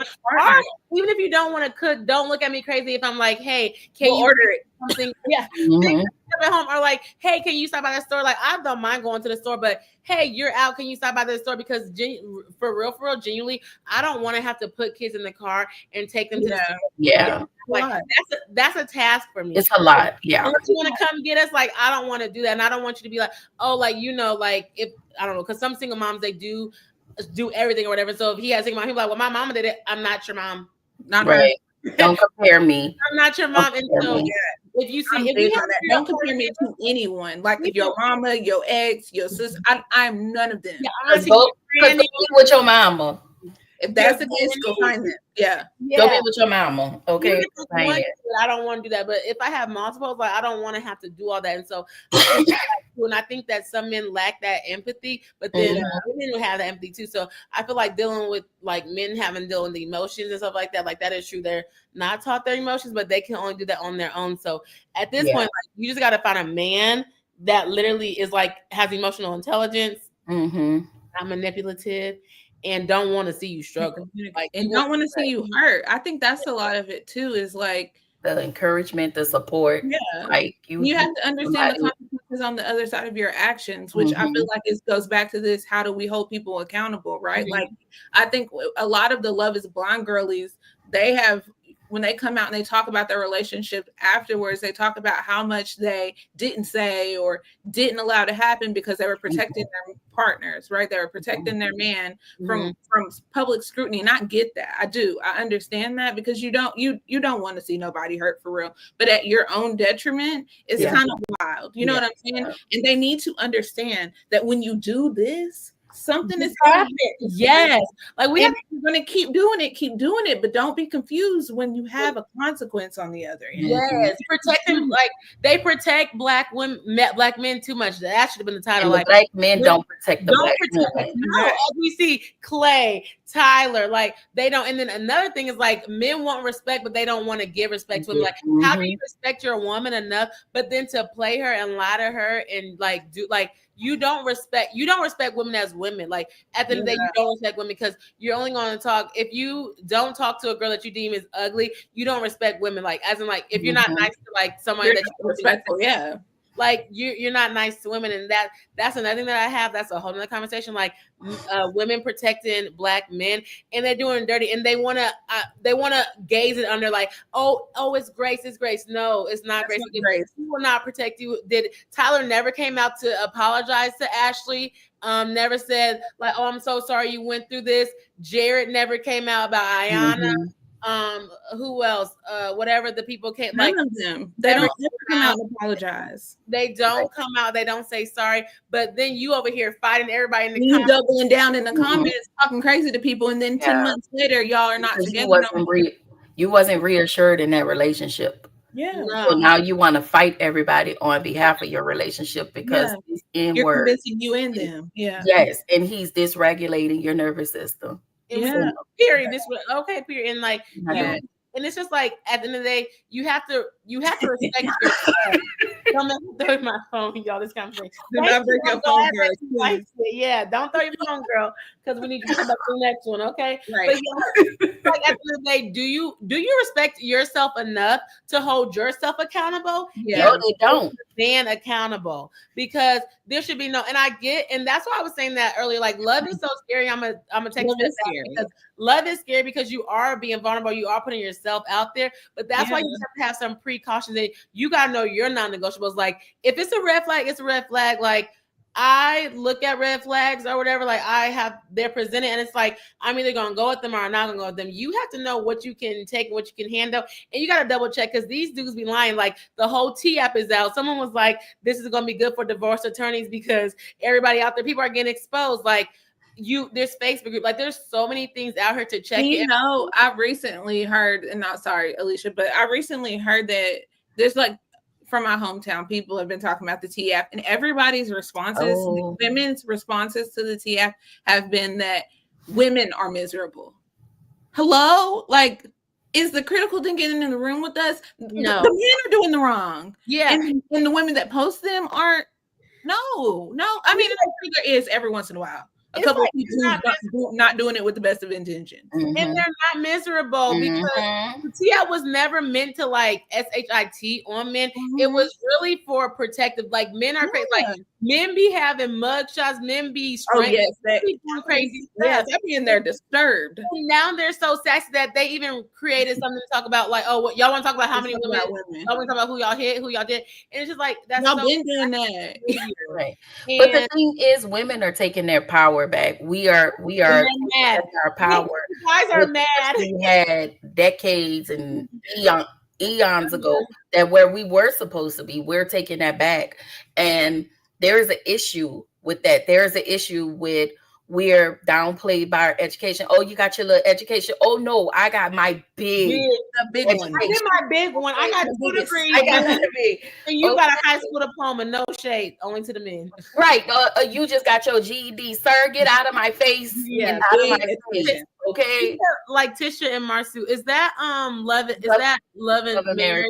Yeah, she mad at everyone but him. Yeah. And that's another thing too. Like y'all be mad at these women. And I will say that I don't like the thing I don't like the girls who are like, I don't have to be loyal to her. Like that's dumb. Like you need her like I don't want to be loyal to her because that's her man. Like, if you know that they're married, like that's just so horrible. But also, these women doing that, like, you can't find another man. I'm like, is it that bomb? Is he paying bills? Like, you have to give me something else that he's doing for you. Like, I guess Rashida Kirk is like, it don't matter that I cheated because I have her on TV shows, but you're still embarrassing her every single day. You still had a baby on her. You literally the season before said we don't have enough money or we're not in a good space to have a baby. To next season, to have a baby by a side woman. In Rashida's defense, I will defend her in this moment.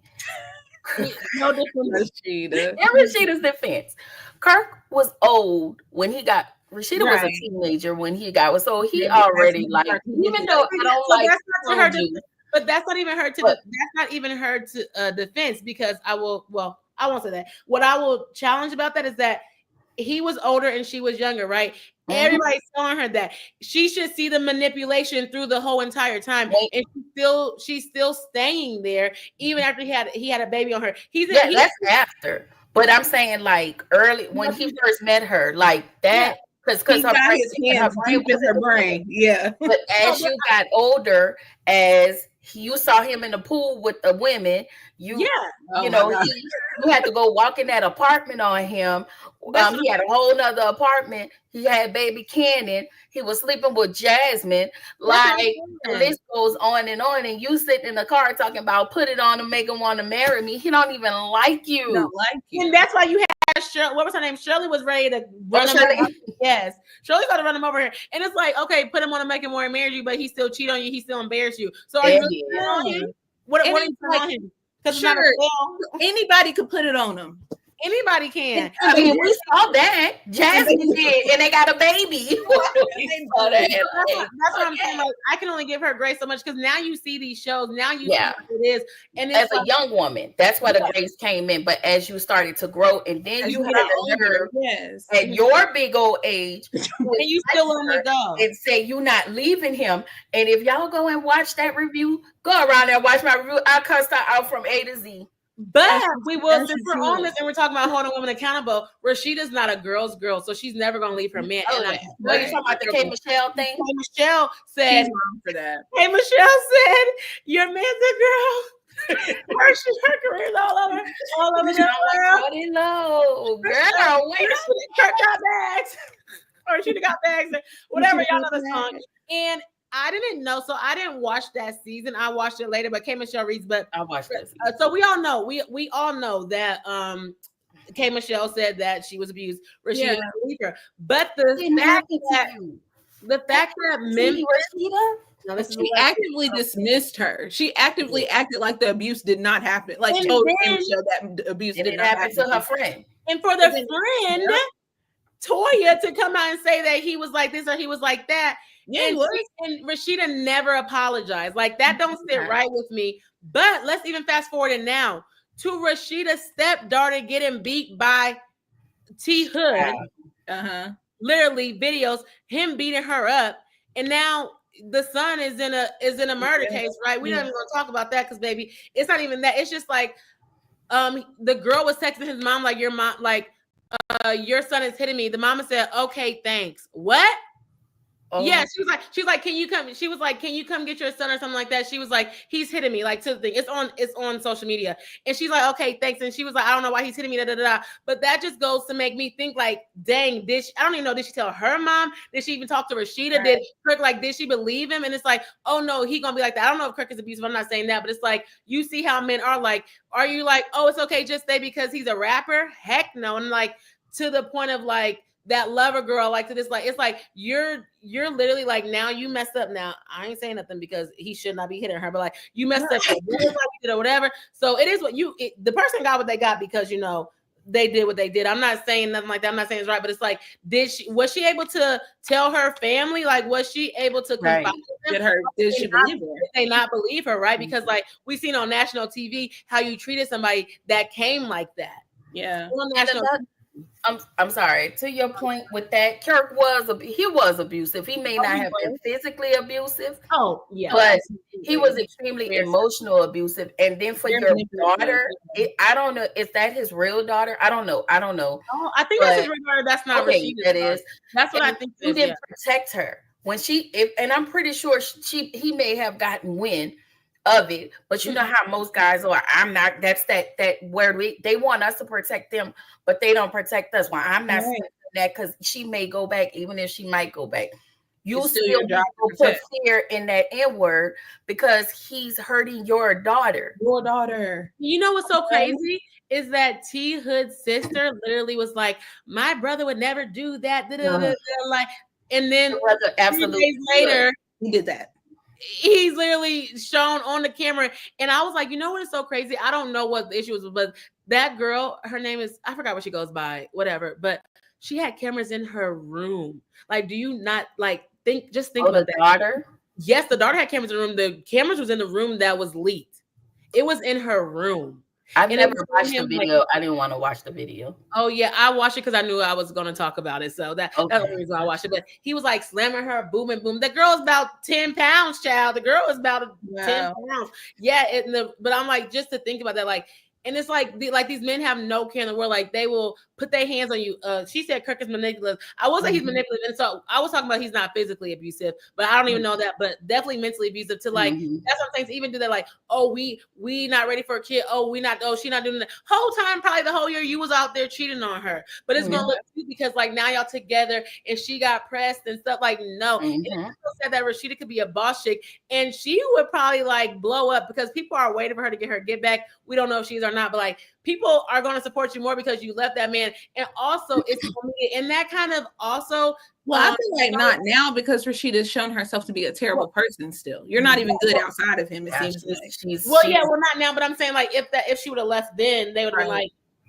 But I think that's so sad too, because going back to the media, like we're watching these, like even the freshman year, I was like, a man have a baby on me, I'm out there, whatever. But like some people don't have critical thinking skills, so they're looking at that, and young girls are seeing that, like, oh, if he has a baby on me, he can still love me, like, oh, if he has, and so it's like the accountability, like, girl, you need to be like, this is wrong, this is not there, but she wants to like hype it up, like, oh, we were going through hard times. No, he cheated on you and had a baby, and unprotected sex to then risk your health. Like, women do not want to protect themselves as much as they want to say that. Like, they do not care, like, under the disguise of being with a man. And like, I think that is what's kind of the bad thing about showing these, like, I don't want to say showing reality TV, but like the bad thing about that is like women like us, we can critically think, but younger girls who are watching this, they want to be loving hip hop, they want to go down and they want to do this. They're like, oh yeah, I can go give me this man, but he may do this, or even when a rapper, he may do this, but okay, I got the lifestyle, I got the money, and it's like, no, sweetie, like this is not what you want. This is detrimental to your mental. You gonna be 10 pounds, or you're gonna be depressed. And I feel like that's kind of what we're lacking in the discussions around all this stuff that is happening. And I just feel like it's so sad. And that literally it's showing Black struggle to have love. Or even if you think of like, there was an episode of, I think it was what Young Miami's podcast was Carisha Please, wasn't it? Yes, Carisha Please. Yeah. So there's an episode of Carisha Please where it was Carisha and Ari, you know, the one. Oh, yes. Got the baby by, I forget the boy's name. Anyway, and then she's with Herbo, and she's with Moneybag Yo, right? 7 kids. Yeah. And then so they were talking, they're going back and forth talking about how bad, you know, Moneybag Yo cheats on Ari, and they do. He does. And Ari was like, yeah, but he keep cheating, but the gifts get bigger and bigger, and they like both have like a key about it, and you're just like, you hurt, you know, like when that happens. And I'm not telling you what to do, but like when that you hurt. Hold on, she said that he keeps cheating on her. I didn't want that. Yeah, he's like, he cheated, and the gifts get bigger and bigger, is what she said. Every time women to be materialistic.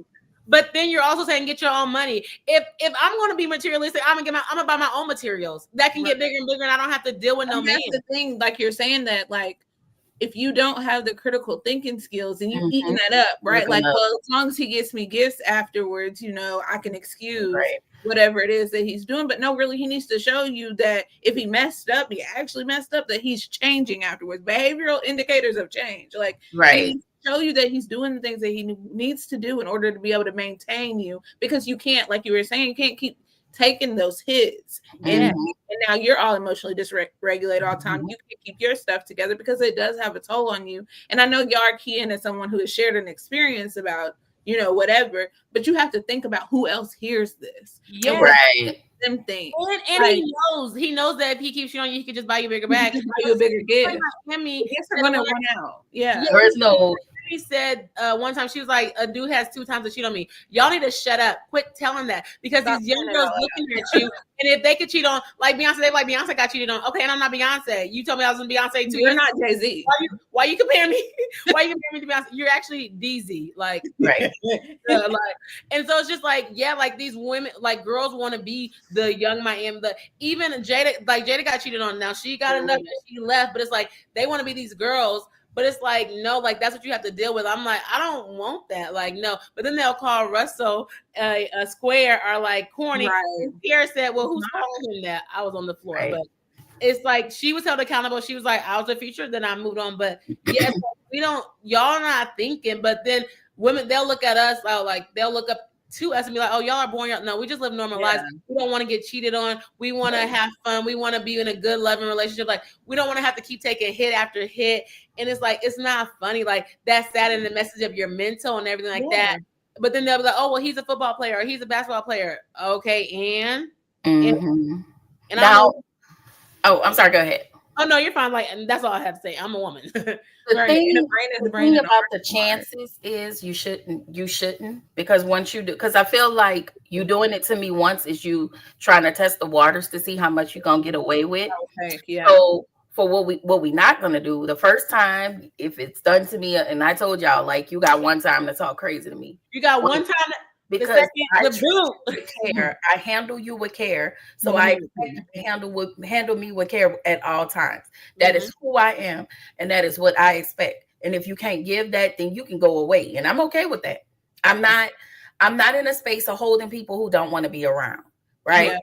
Yeah. But as who were we talking about? Cheating. Yeah, you got one time, but when you start pulling out more chances, or you start to be like the Ari Fletchers of the world, because I didn't know she said that. I didn't know she said that either. I didn't know she said that, and that is unfortunate. The gifts get bigger, and when those gifts get bigger, how many times you gotta go to the clinic?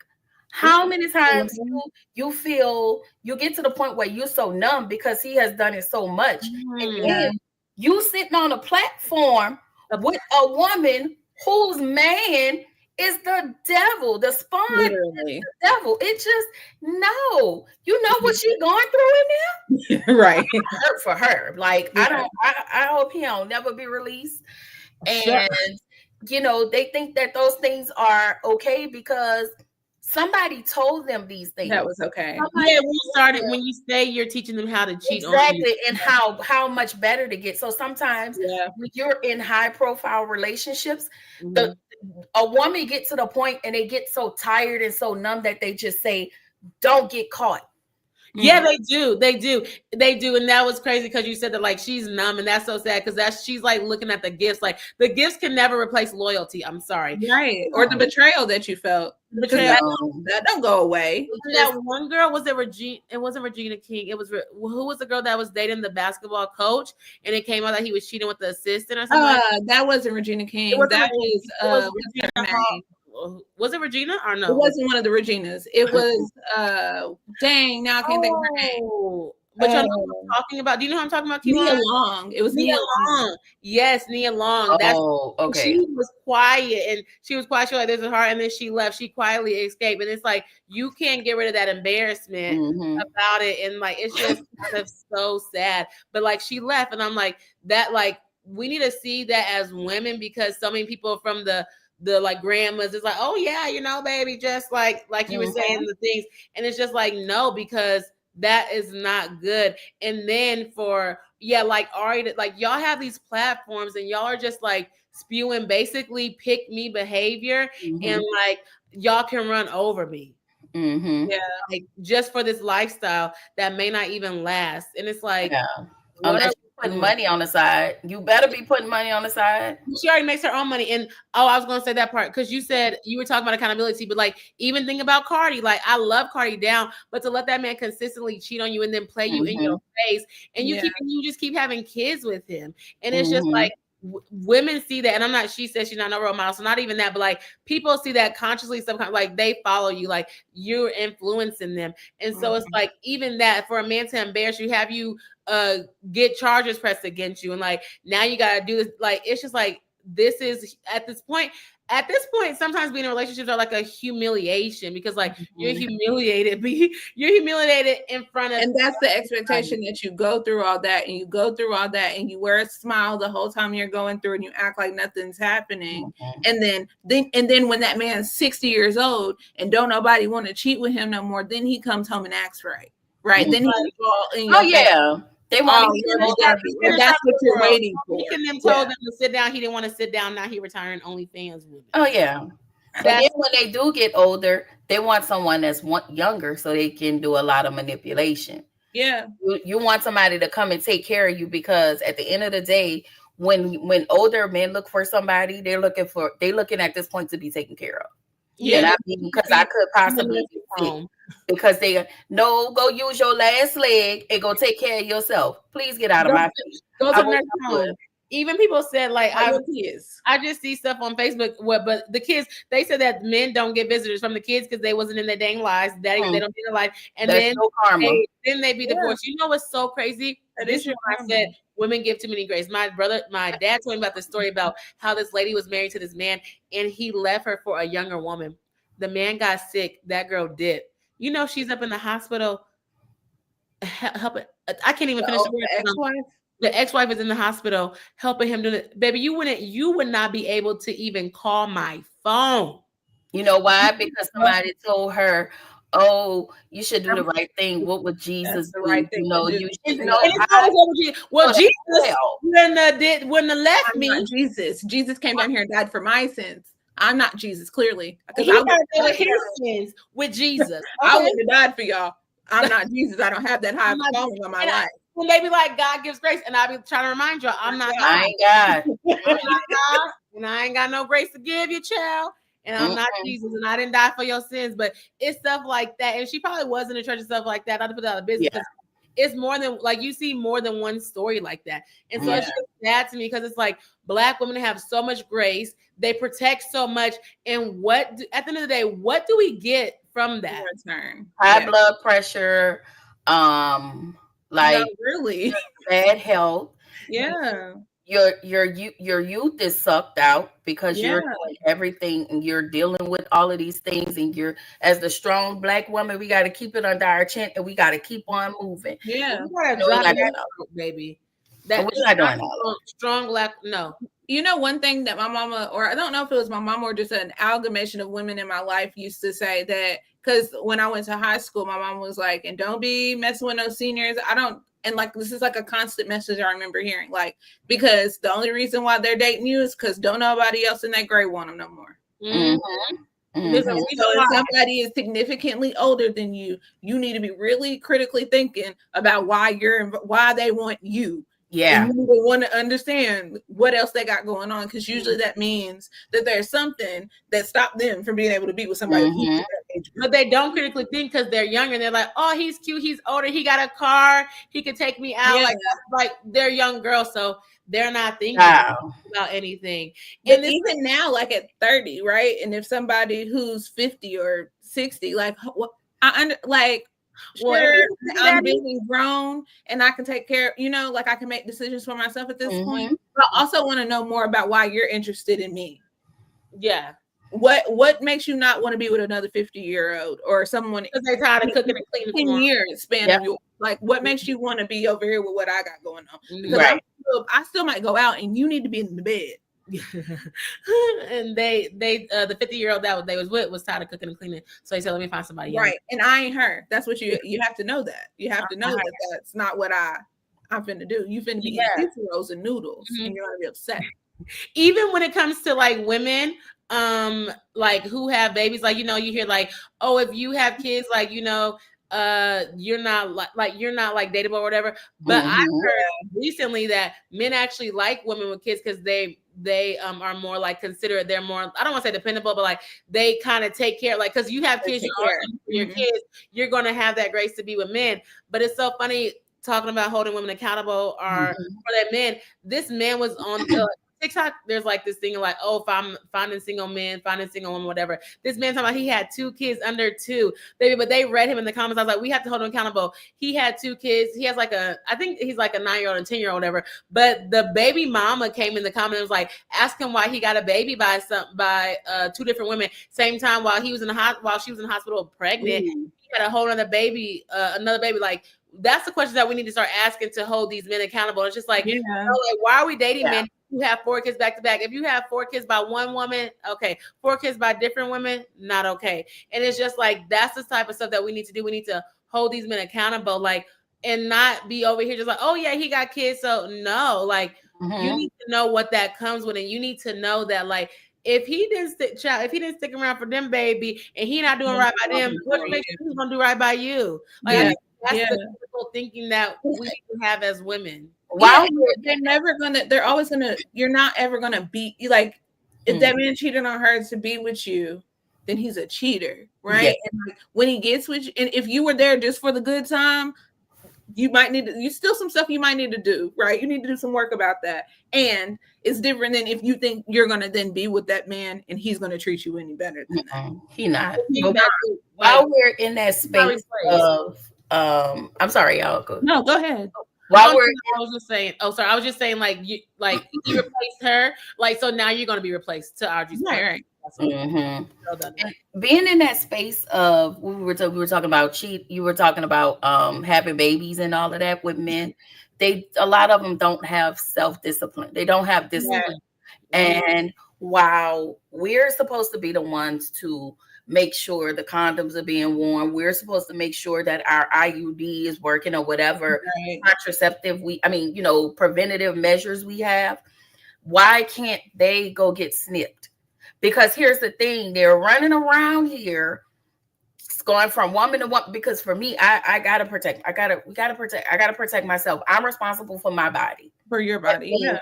I don't want no baby coming out, and I don't never want a doctor to tell me, oh, you have X, Y, and Z. And I know I only been with you. Yeah. But you have to, at some point, they have to be held accountable too, about them being the Nick Cannons of the world. Lord, like, everybody want to be Father Abraham, but you can't stretch your time with many kids. Like, for me, I think that's too much. And again, for me, you can't come to me and say, "Oh, I have little kids." Oh, okay, enjoy that. Or, I want to have kids. Well, I'm not the woman for you because I can't have them, and I would never have them. Do you know the stuff I went through just to be when I was a single mom? Like, no, I'm good. I'm in my better days, so no. But couch era, yes, I'm not doing it. Get somebody else to do it, but they have to be held accountable. Like, why is it, even when we talk about law, why can't we have our choice, our body? Why can't they do that? Why can't it be a law for them to get vasectomy? Because they can be reversed, and their chances, like, they can be reversed like that. But for us, our bodies go through so much trauma, and we, even when we're pregnant, when we're not pregnant, our bodies go through so much trauma that it's not. It probably won't be a good thing sometimes if a woman get her tubes clipped and burned and tied, and then try to get it reversed. You can still get pregnant. We're down for 6 weeks, even for hysterectomy. We're down for 6 weeks, and that's for that. And you can go get snipped and burned and be back in action in what? And until you're, God knows how old. Like, we get a time period. We have a time. Yeah, because after 40s, they call it what they call it, geriatric pregnancy. Geriatric pregnancy. Yeah, so they're more at risk. Yeah, you can even have a baby. Like, people have been having two babies or something like that. Like, that's a risk too, or whatever. To your point, it's just like, it's so much pressure for a woman. So we got to protect our bodies. We got to protect our men. We got to protect our kids. We got to still go to work. We have to do so much stuff for the man to just be like, oh, I pay the bills, and like, I might cheat on you. Oh, I'm gonna go here. I'm gonna do, like, it's so overwhelming. So sometimes it's just like, women would just rather be single because it's just it's way too much. Like, it's way too much risk for not a good reward half the time. Yeah. And That's what it is. And so yeah, we can hold women accountable, but honestly, some of these men need to be held accountable. Some A of lot of all this talking like coffee dates and that. No, talk about holding this man accountable. And he said if he gonna do something, he gonna do it and stick to your word. And then even with that, it's like also still put on the woman to hold him accountable. And it's like the community we have to do a better structuring, because it shouldn't be me constantly telling you what you need to be doing, what you should be doing, how you should be doing it. Your boy needs to tell you, your daddy needs to tell you, your uncle should be telling you, your grandpa should be telling you. But they not. They teach them how to be dogs. They teach them how to go out and sleep with and make them feel like you are a man when you go stick in this woman that no, that don't make you a man, that make you nasty. Yeah, and they even say easy. The men are easy, but they'll try to come for girls saying that we easy. Like no, yeah, their ego. It's something with their ego, and it's terrible because if I tell you, you know, oh yeah, I got friends over here. Like one guy told me, he was like, so you have friends, and I do. He was like, oh, you one of them people. What that mean? What does that mean? I can't have no friends. I'm going to have friends. I'm not married to nobody. I'm not in nobody's relationship.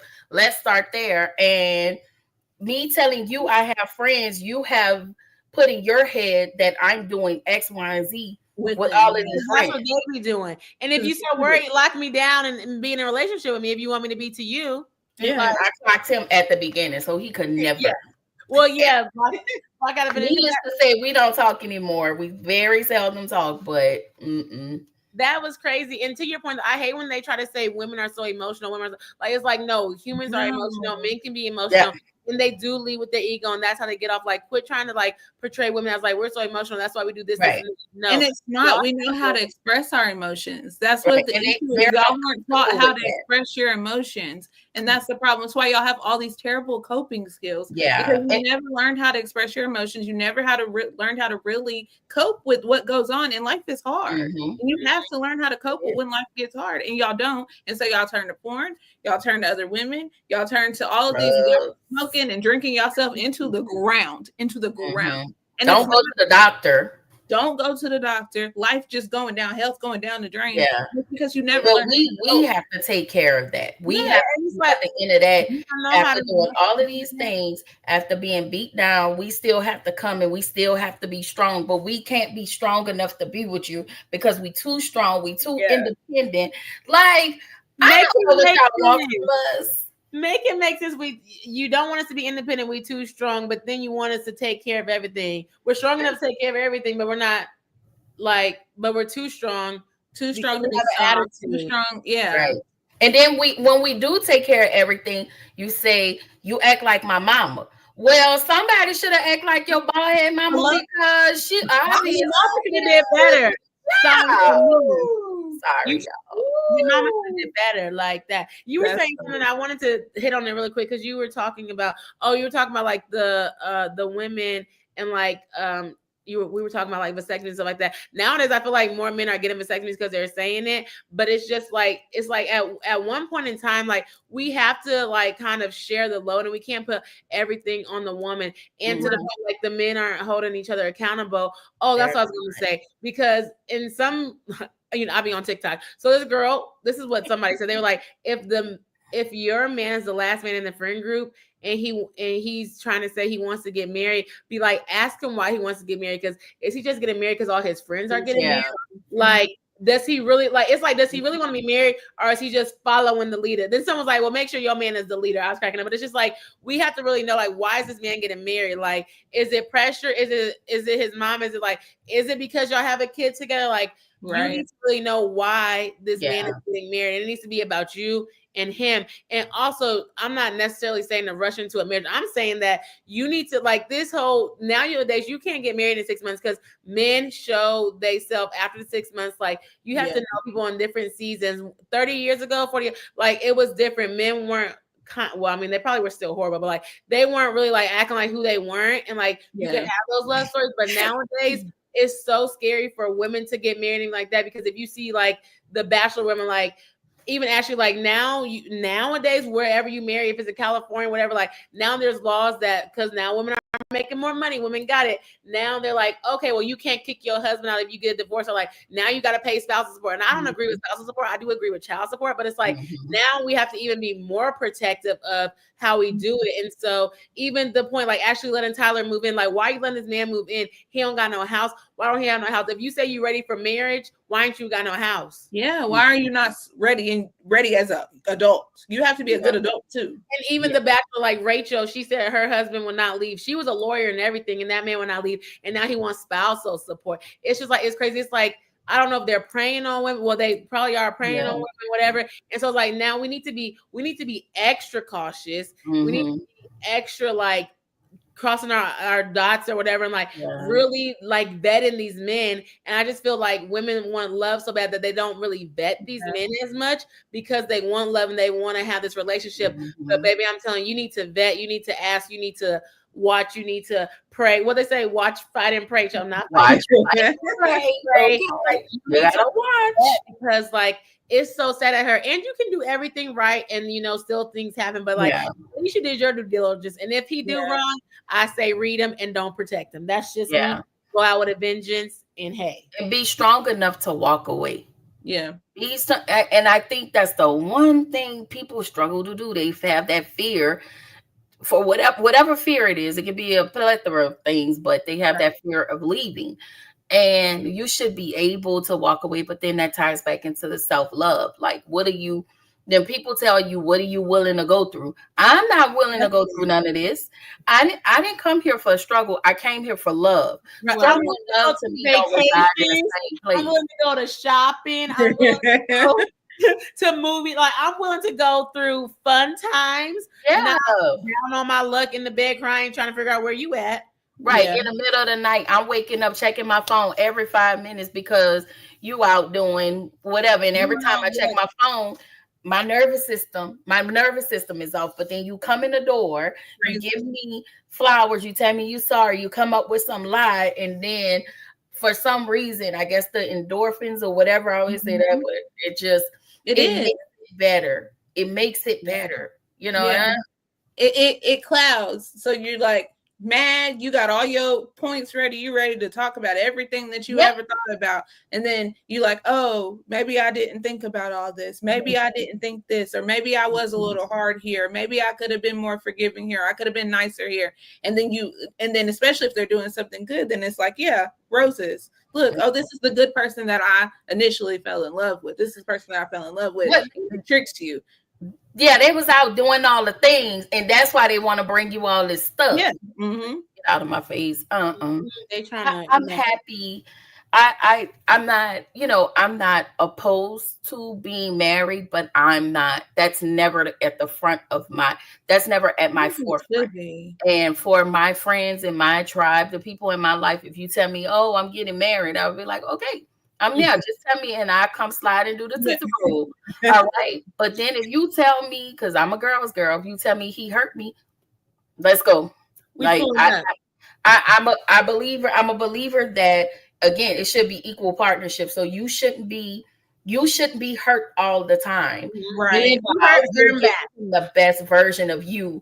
And that's like that poem, you love me, so you give me the worst part of yourself, but you go out and give everybody else the better parts. But because you love me, you give me the worst. It was Nikki Giovanni. I need that poem. What is that poem? It's by Nikki Giovanni and James Baldwin. Ooh, okay. And it's a video that they have. And she said, she was like, he was like, you must see. What she said, it was something about love, but basically she told him, you go out, you go to work, you go into the world, and you give them the best version of yourself. You got to listen to the whole thing. If you pull it up, the whole thing will come up. And she was like, you love me, but when you come in the door, you give me, and I'm just paraphrasing, you give me the worst of you.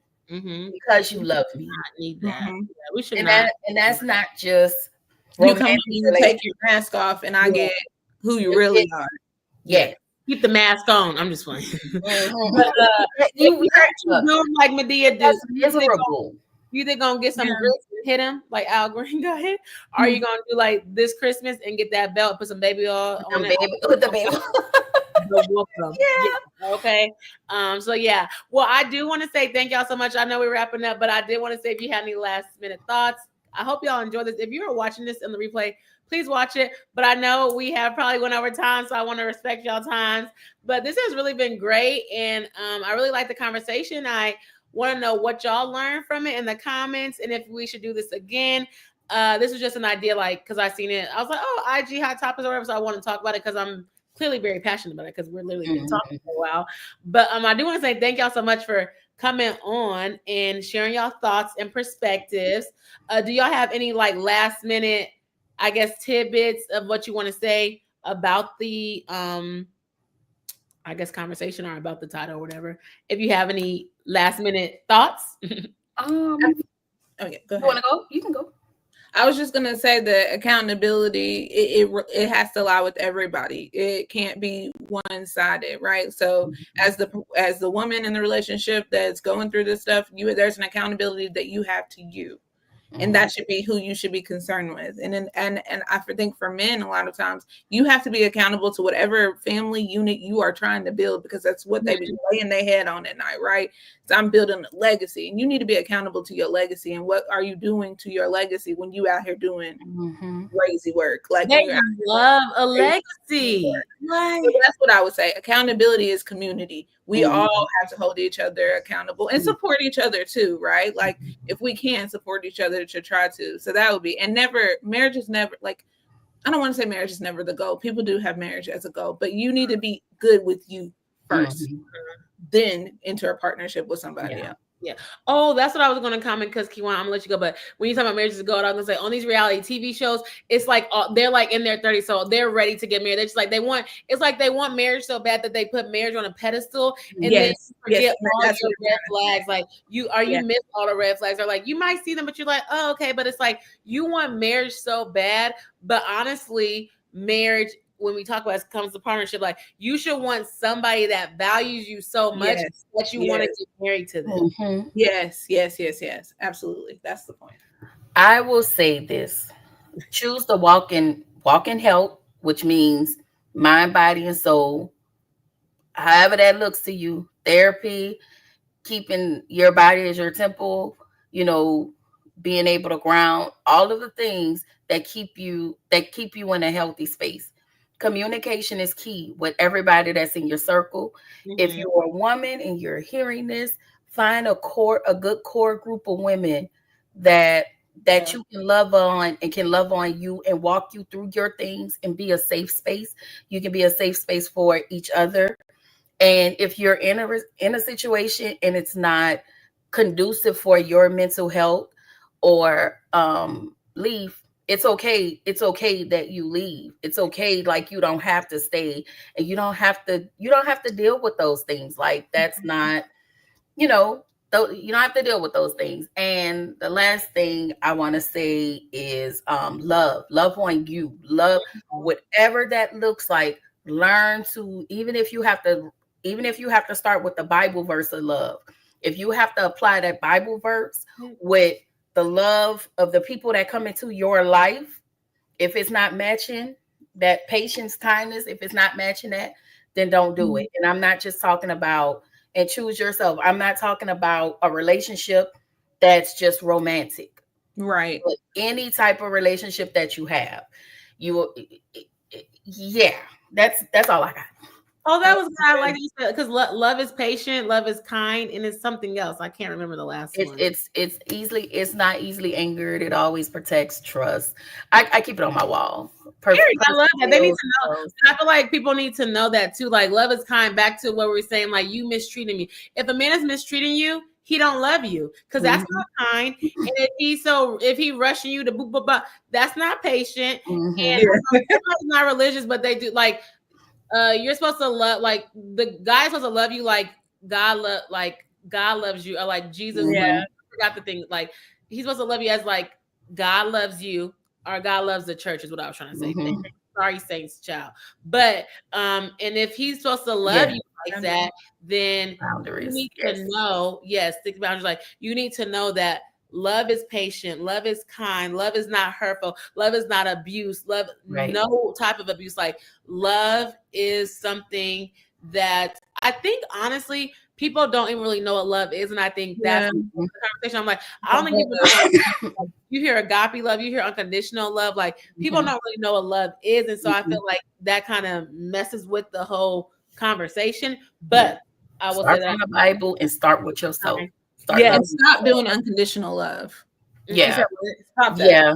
Yeah. So because love is this is conditional. Love is conditional. That's another comment. Like love is conditional. I'm not your mama. I'm not your mama, and I'm not your kids. Right. Love is not, right. Into adult relationship, love is not unconditional. It's I'm about to have y'all on a contract. Yeah. I don't have time. You know what? I'm going to write that down. In an adult relationship, love is not unconditional. It has conditions. It does. Because if you do something to me, if you step outside my ownness, then I'm not going to be able to love you. So I get it. Yeah. Not the same way. You know what I'm saying? I'm going to love you like I love everybody. I'm not going to love you in this way anymore. Yes. Yeah. Conditions. When you cross me, you would never, and I mean never. And people say you never say never. Never. Not ever. Because I know me. Yeah. And everybody can't get me. Like everybody, whatever man, you cannot, just because you say you like me, you just can't get what I have to offer. Because what I have to offer is beauty, and you so much more. And you got to just give them a little bit. You can't give everything too. That's another thing too. Like this girl, she like went, she cooked for the guy on the 5th day. The 5th day is kind of good, you know. But people was coming at her, they're like that was too early, whatever. But like she was saying how he like showed up for her. So like the 5th day, I probably wouldn't do that. But like but that's okay because that's what you are. But like you can't give all of yourself in the first month. Like you can't give all, because then if you give it too much, he's going to be expecting that, and you can't even build up to anything. So I would say don't give all of yourself. Like child, peel it back just a little bit. Baby, you're an orange. Peel it back just a little bit. Like just, you know, but one by one. But I want to shout out to our MVP commenter and audience member, because you ate too. Thank you. You ate in the comments. Yes. Yes. You that's all of our cousins. Like that is I told you that's your cousin now. Yes, so now hey, cousin. That's your cousin too. So we all for us. Yes, we're cousins. Thanks for the entertainment during my 13-hour shift. Ooh, I feel it. I hope we did give you some enjoyment and some conversation starters. I appreciate you. I hope you have a great rest of your shift. And my end of the thoughts are just like women should be held accountable. And they should also not, like, I don't think struggling is a part of love. So if you're struggling, then he probably don't love you, depending on the struggle. But I also do think that other men should hold other people accountable. But at the end of the day, love should not be embarrassing. You should feel protected. You shouldn't let a guy like kind of like do you dirty. Or I don't want to say do you dirty. I should say, like, if a man did something to a woman kind of publicly, don't think that you're any different, that it's not going to happen to you. Prime example, I forgot the boy that I'm a ball on it, whatever. Yeah, baby. I don't know which one. Yeah, Mello. Yeah, and all of them have like the ball. They all have the same name. He left ball.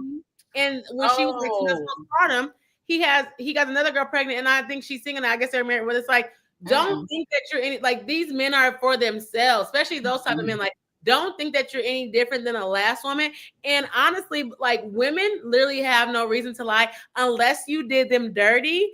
They have no reason to lie. They're not going to lie. They're going to tell you because they're trying to warn you. I.e., Justine was trying to warn AD, like, hey, he's not good. He lied. And she's like, hey, okay, we're going to give it a couple years. I ain't praying on their downfall. That's not what I'm saying. Right. You're going to see what it is. And it's like, women have no reason to lie unless they're just haters. And sometimes you can just tell someone's a hater. So if he's done something or he's continues doing something and you see that, like, do not insert yourself into that. Or don't think that the woman is hating or they lying. Like, there's a reason, like, the woman has a story.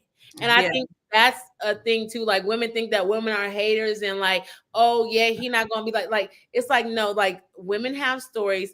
Believe the stories. And I mean, it's up to you to provide grace and stuff like that. But don't be running on the internet, Jasmine, talking about she needs some more help. I was going to bring that up too, but it's just so much to talk about, right?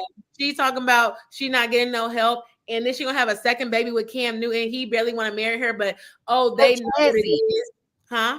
Jazzy. Jazzy, she just posted something now. She literally just posted something today, but I didn't have enough time to talk to y'all about it. But she posted something on her story today, and it was about.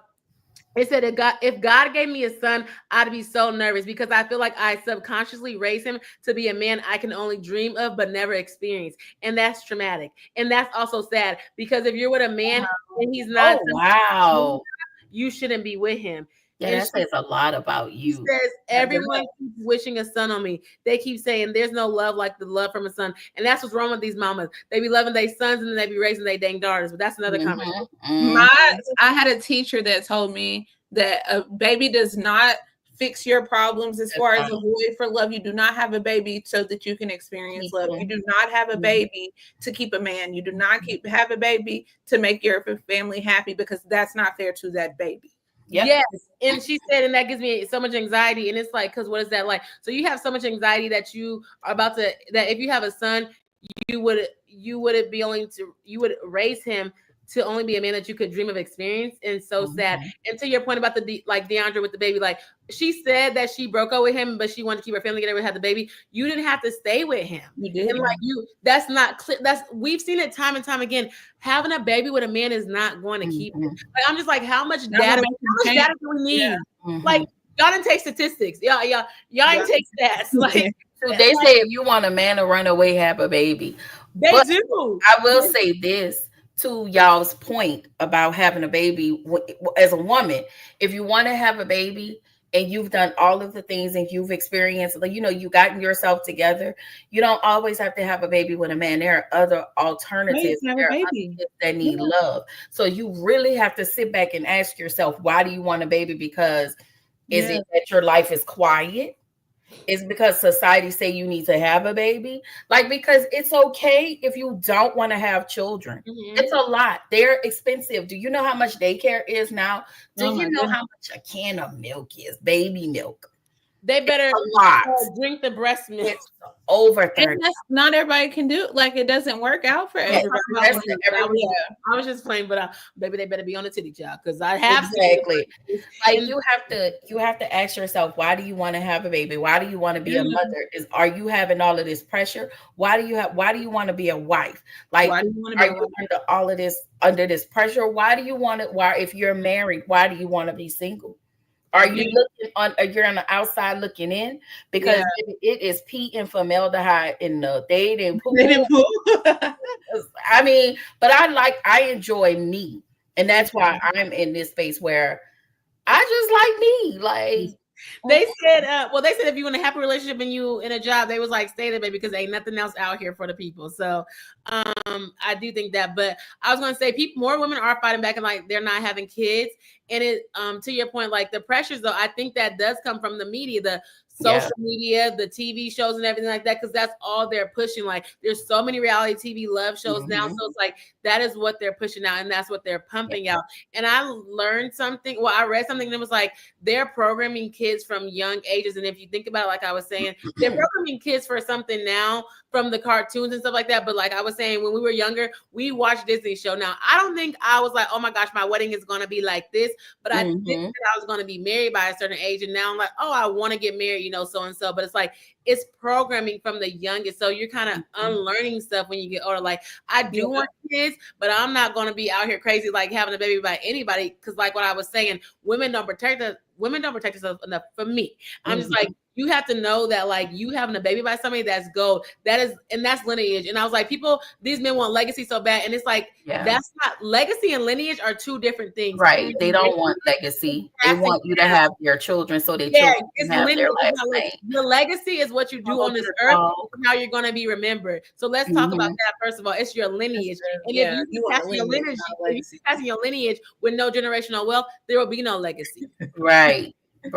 So I need them to think about that. And so I just think like, okay, if you don't want kids' power and people are going to like the sperm bank and stuff like that. And if you want to do it on your own, I want to do it on my own because I want a 2-income household, but that's just me. And so I'm not saying like, I don't want a kid so bad that I'll, just have a kid. Like that's not really my life. And my life is not that quiet, honestly. I have a million things to do to think about a dog or a baby child right now. Yeah. So, kids equal unlimited access to men. Yeah, I don't need no man thinking he got unlimited access to me Yeah. because he's your child. Yes. Oh yes, because if their child, they're like, oh, I can come over and do this, and like they say that baby daddy, baby mama drama. They say that that's ghetto too, and I've seen enough. All limited. It's all conditional. I don't give conditional. any of that. Like their dad where he lives in a whole nother state. And I haven't, if I'm gonna be, I'll talk about it backstage. But I have never, even my daughter's 19. Mm-hmm. Not since I was 5 months pregnant. What? Okay, we gotta go backstage, y'all. That's crazy though. But yeah, it's like and it's just so sad because we were talking about the condition, like women are conditioned to be mothers and wives, but like men are not conditioned to be husband and fathers. No. And they say always like marry someone who wants to be a husband and father. I will shout out TikToks, but they also need to know how to be a husband. Wanting to be a husband and father, the title is different than knowing how to take care of a family. Yeah. Well, I agree, but I also disagree because I've seen something where it says that like everybody's living their life on the like they're living their life now. They're living life for the first time. So I don't know if you will know how to be a husband, but I will say that there is characteristics and traits that you need to have to be a husband. Yeah. I don't know how to be a mom because I've never been a mom. That's true. Right. That's not what I'm saying. But there are people that just want that title. Yes. The title. You don't necessarily want the actual word. Right. But the woman's doing all the work. Yes.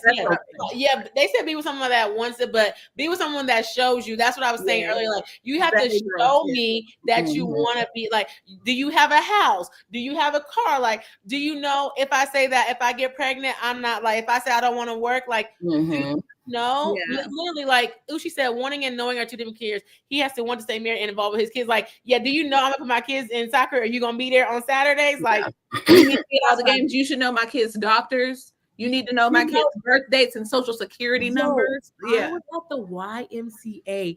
This man was asked, "What's the birthday of this child?" Now, granted, I don't know no backstory. His own kid. Not know the birthday. I was like, "This is that calling the mom. Hey, when is his birthday?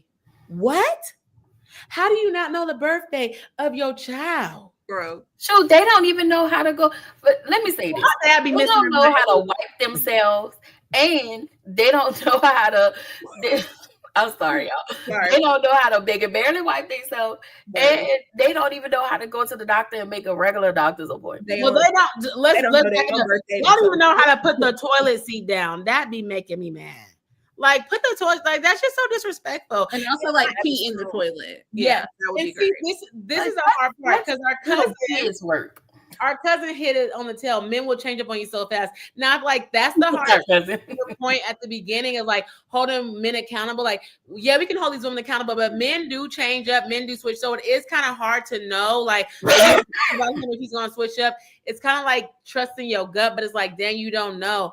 Because if he never had a kid, you don't know. That's why someone was like, well, Mariah, the scientist, was like, she likes that her man has kids. And I was like, okay, but she sees that he's a family man. Like, you see, he can protect and like take care of his kids. I don't know about that because he's in jail, but hey, it's none of my business. But I was like, it is kind of a gamble too, because men can't switch up. They can leave. You know, they say mama's child, papa's maybe. Like, that's mama's baby. Maybe, yeah. Like, that's the scary part, that men can change and they can just change in an instant. And it's just like, dang, but I'm not going to say that you may not have seen any red flags. Like if he's inconsistent, oh baby, no. Like there might have been red flags that you could see that he could change up. But this one girl said that this guy had a baby with her, and well, she said he was a narcissist or whatever. So she was like, he took care of his new girlfriend's baby, but she was like, he didn't want to take care of his baby because he knew that when he looked at him, he seen himself. And I was like, that was so deep. He didn't want to take care of him because he himself in that, and he knows he's a narcissist or whatever. I don't know if he knows he's a narcissist, but like you can't even take care of your child because he looked like you, and you might not even love yourself. You don't. So I was like, dang, that's crazy. So I'm like, baby, I'm gonna be going to marriage therapy, child, before we get married, because baby, I need to know how you do it. I need to know, like, is you narcissist? I don't even know what narcissism is, child. But are you narcissist? Are you? It gets overused, I feel like. Yeah. They may have tendencies, they may have traits, but if you listen to manipulative, to There's another word. Oh, gaslighter. Child, all these new words. Played in my face and Oh my wow. husband was supposed to be driving trucks for a living and was living with another woman a whole year before he told me he wanted other things in my life. Oh my gosh, yes. Oh my, this man. Now I don't know if this is real, but this man called the Breakfast Club and was like, "I'm ready to come clean. I have 2 families. He's a truck driver. One family lives in New York. One family lives in New Jersey." And he was ready to. He was like, "Oh yeah, I think I'm ready to tell y'all know why? Because his kids are in high school and they might end up like going to the same school or something like that. And so either they're going to the same school or like they might be around, but people could be starting dating and whatever." And he was saying that he's your cousin. Alike, the daughters look alike or something like that. So he got like 4 kids or something or whatever. Like, oh, now you want to come clean because your life is about to come flash before you. Yeah, and you realize you got a responsibility. Yeah, your responsibility in this high school. And how you gonna do proms and just like and it's just so sad. Like men don't want to be honest. Like, why would you have? How you having 2 families? Oh, they were like, how did you not do Christmases or whatever? Because you could lie, be like, I'm on the road. I'm like, let me road, yeah. Like, I'm on the road, and and then you're probably also manipulating. So when one of them is asking you, like, you can't take off for Christmas, you can't be here for so and so's birthday, you can't be here for this. You like, well, who's supposed to make the money? Who's supposed to make the kind of stuff that they do in order to be able to sustain these lives? Financial abuse. People ain't even, checking them. I'm pretty sure one of them women has something to say about the inconsistencies. But and you gaslight them and you manipulate them into saying like feeling bad because maybe you are the sole, financial person. So then I feel bad because I'm asking you not to go to work. Right. Yeah. I will say some are, but some women, how we said, some women are okay with their men cheating. It could have been an Ari child. Some people are okay with it. Could have been okay.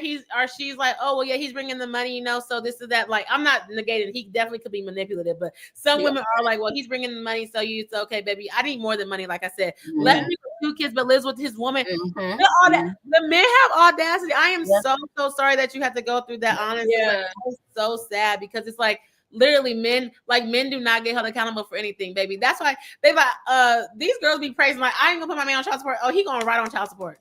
Play with me if you want to.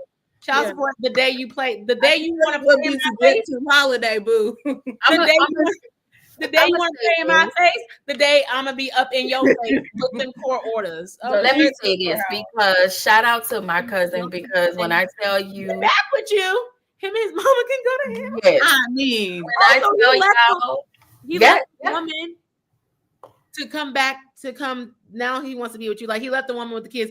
Now he wants to come back to you, and to have the audacity to want to come back to you. But I'm gonna say what then I tell when I tell you when she told because we it's been almost a year. Like when I tell you the growth in my cousin, I don't want to cry.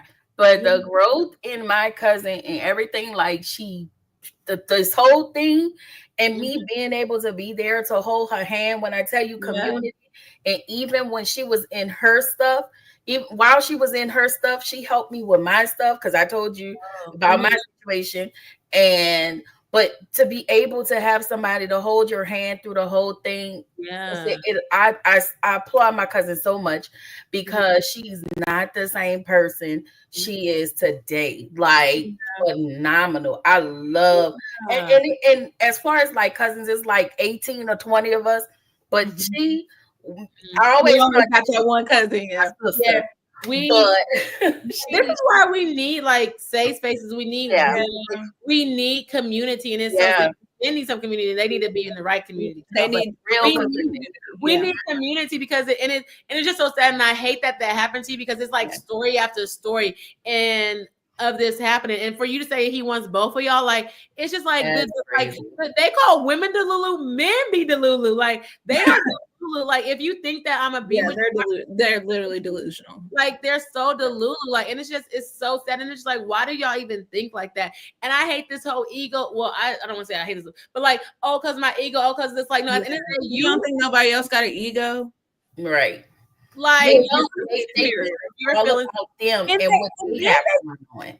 And then they think that the women can't get another man. Women be bad out here. Just if you play with a woman, she gonna look 10 times better. Then she gonna upgrade. Yeah. Like don't Nobody's not gonna want you but me. You're not gonna find nobody like me. Right. I'm not gonna find nobody like you. No point. I would find somebody better than you. Okay. And as a matter of fact, let me walk away from you so I can get to my best self. Let me get my glow back. It's like that Vito song. Mm-hmm. Get your glow. Whatever. I forgot the name of that song. Oh, I think I know what you're saying. But see, the song is good. The song, not him. Yeah, the song is good. It's like, girl, I do know what you're talking about. But then they sing the opposite about who they are. That song was good. It was like, get your glow back. But then for him to come online and be like, I want to see her as a mom before I could see her as a wife. I need to see you as a I need to see you person husband before I give you how that works. Right. And that's what I'm saying. Like holding men accountable. Like, why do you think you need to see me as a mother before you see me as a wife? Child, they let Kevin Samuels come play in their face. I'm so played in their face. Kevin Samuels. Oh, okay. You know the one that passed away. I said, where's he at? Oh, and when I heard, I was like, where is he at? I'm sorry. So y'all went playing in face. They like, oh, Kevin Samuels come back to that. No, where's he at? He was talking, and let that man rest. Thank you. And thank y'all tonight was healing. Thank you. I was hoping that it was healing. I mean, tonight was so healing. Thank you. I was like, this is healing. This is a safe space. I want to have all these conversations. So let me know if I should do some more. If you have some topics, like let me know. This was my first time. I just tried something because I just wanted to do it. And to have a reality TV space. Yeah. Yes. And just have real conversations. And this does affect Black women. So I want my podcast to kind of talk about these different topics because I can't always talk about them on my podcast, So I wanted to kind of come live and just chat about it to kind of see what other people think and kind of like have that conversation because we see a lot of stuff on Instagram. The comments be so toxic and everything happening. It's just like, let's come to a space where we could talk about it, where we could share our thoughts and how we feel about different situations because we've all had different experiences. I'm glad that this has helped you in your week. I hope you have a great, great week. And so, I do want to thank y'all for sharing y'all stories and talking about it as well, because I know that it's kind of hard to do that with everything that's going on in life. Right. But I do want to thank y'all for being the first guest on this new whatever segment is going to be called. Black Girl Hot Topics. And I will say shout out to, if she ever sees this, it was attorney Red Simone because she was doing like legal hot topics. So I was like, oh, I should do what I thought about doing travel hot topics. I did it once. I was like, I want to do Black Girl Hot Topics. Like I want to just kind of talk about like what we have going on, what we're doing. And I don't necessarily see it all the time. So I'm just like, or I watch different things and I'd be like, I want to talk about it too. So that's kind of what I did. And make sure y'all like this. If y'all have any other suggestions, let us know. I might do this like next month sometime. So I will see y'all. I will say that there is research that these type of conversations are like community healing conversations are really cathartic, especially for people who are like minorities, right? Like this feels like a call back to what used to happen almost. There's a lot that's out there about it, but it's healing because we know it heals. Do that. You don't. It's like you're not alone. Like you feel like you're not alone. Like of course, like you're married, but like for the single girls, whatever. Like if you're single, like even like the dating experience, like you're not dating, so right. But like these dating experience, like you're talking about, like I'm not crazy. I mean, I talked to you about dating, but you're not dating, right? But like talking to somebody's like, oh my gosh, girl, like oh, I feel like he's playing me or whatever. Like he just wants this, or like feeling ghosted. Like having those conversations, like okay, I'm not alone, and like that's kind of what this is like. We're in this. We're not alone. That's why I was saying community is so important. And that's another reason why I think that women should value friendships more. They be trying to put relationships on the pedestal. No, friendships on the pedestal because whenever they do you wrong, they ready to fight. They ready to pull up. They ready. Okay, and so I think that we need to kind of get back to that, and that's actually something that I want to talk about was friendships. So I might do that for my next one. I want to talk about friendships, how important they are. What'd you say? I said invite us back. Okay, so I want to talk about friendships and how important they are in community because I feel like we're losing that. And also we talk about this with technology. Like even that's how I met Kiwan. Like technology is good, but it's like you still always don't get that social interaction. Or it's like this no new friends and stuff. And it's just like no, like you need like sometimes you have girlfriends, sometimes you need friends, like sometimes you move, like and so I think that friendships are important and community is important. And it's kind of like sad when you don't really have that, and it could be detrimental to kind of, I don't want to say your growth, but kind of like how you're feeling. Like if you're feeling like you're alone, like it kind of like depresses you kind of in a little bit. So or it can make it does. Well, yeah, you can be depressed, I should say. And so, so I really wanted to talk about this, and it was heavy on my heart. And I've always wanted to talk about women being accountable and what they do, and if you're a girl's girl or not. So let us know if we should do if you're a girl's girl or not, friendship. Definitely a girl's girl. Give us some topics about that you want to hear about. So thank you also for watching. Share this with your friends. Kiwan has a channel. If you want that reality TV scoop and some scripted shows, go check her out. As of me right now, I am not uploading anything, child. And in September, I'm traveling, so I might be doing a one live next month, okay? But I am. If you're in the Louisville area, I'm hosting a dinner. So stay tuned because I'm going to talk about it a little bit more. Bless you. I'm hosting a dinner, and that's all I have to announce. In the next episode for Black Girls Den podcast is coming out September 3rd with my friend Audrey, and we are actually talking about friendship, and we're talking about Issa Rae and we're talking about Insecure. So we're talking about Issa D and Molly, and so if you're interested in that, check that out. And that's really all I have. Follow us on social media. And anything else you want to add, Kiwan? Okay, you're good. All right. Subscribe to my channel. Yes, subscribe. That's why I subscribe to your channel. And shout out to Audrey. She's not in media, but my girl is educated. She's about to be a doctor, period. So we're going to clap it up for her. Yes, for coming on and chatting. All right. Love that. But y'all can stay. Okay. Bye. See y'all later.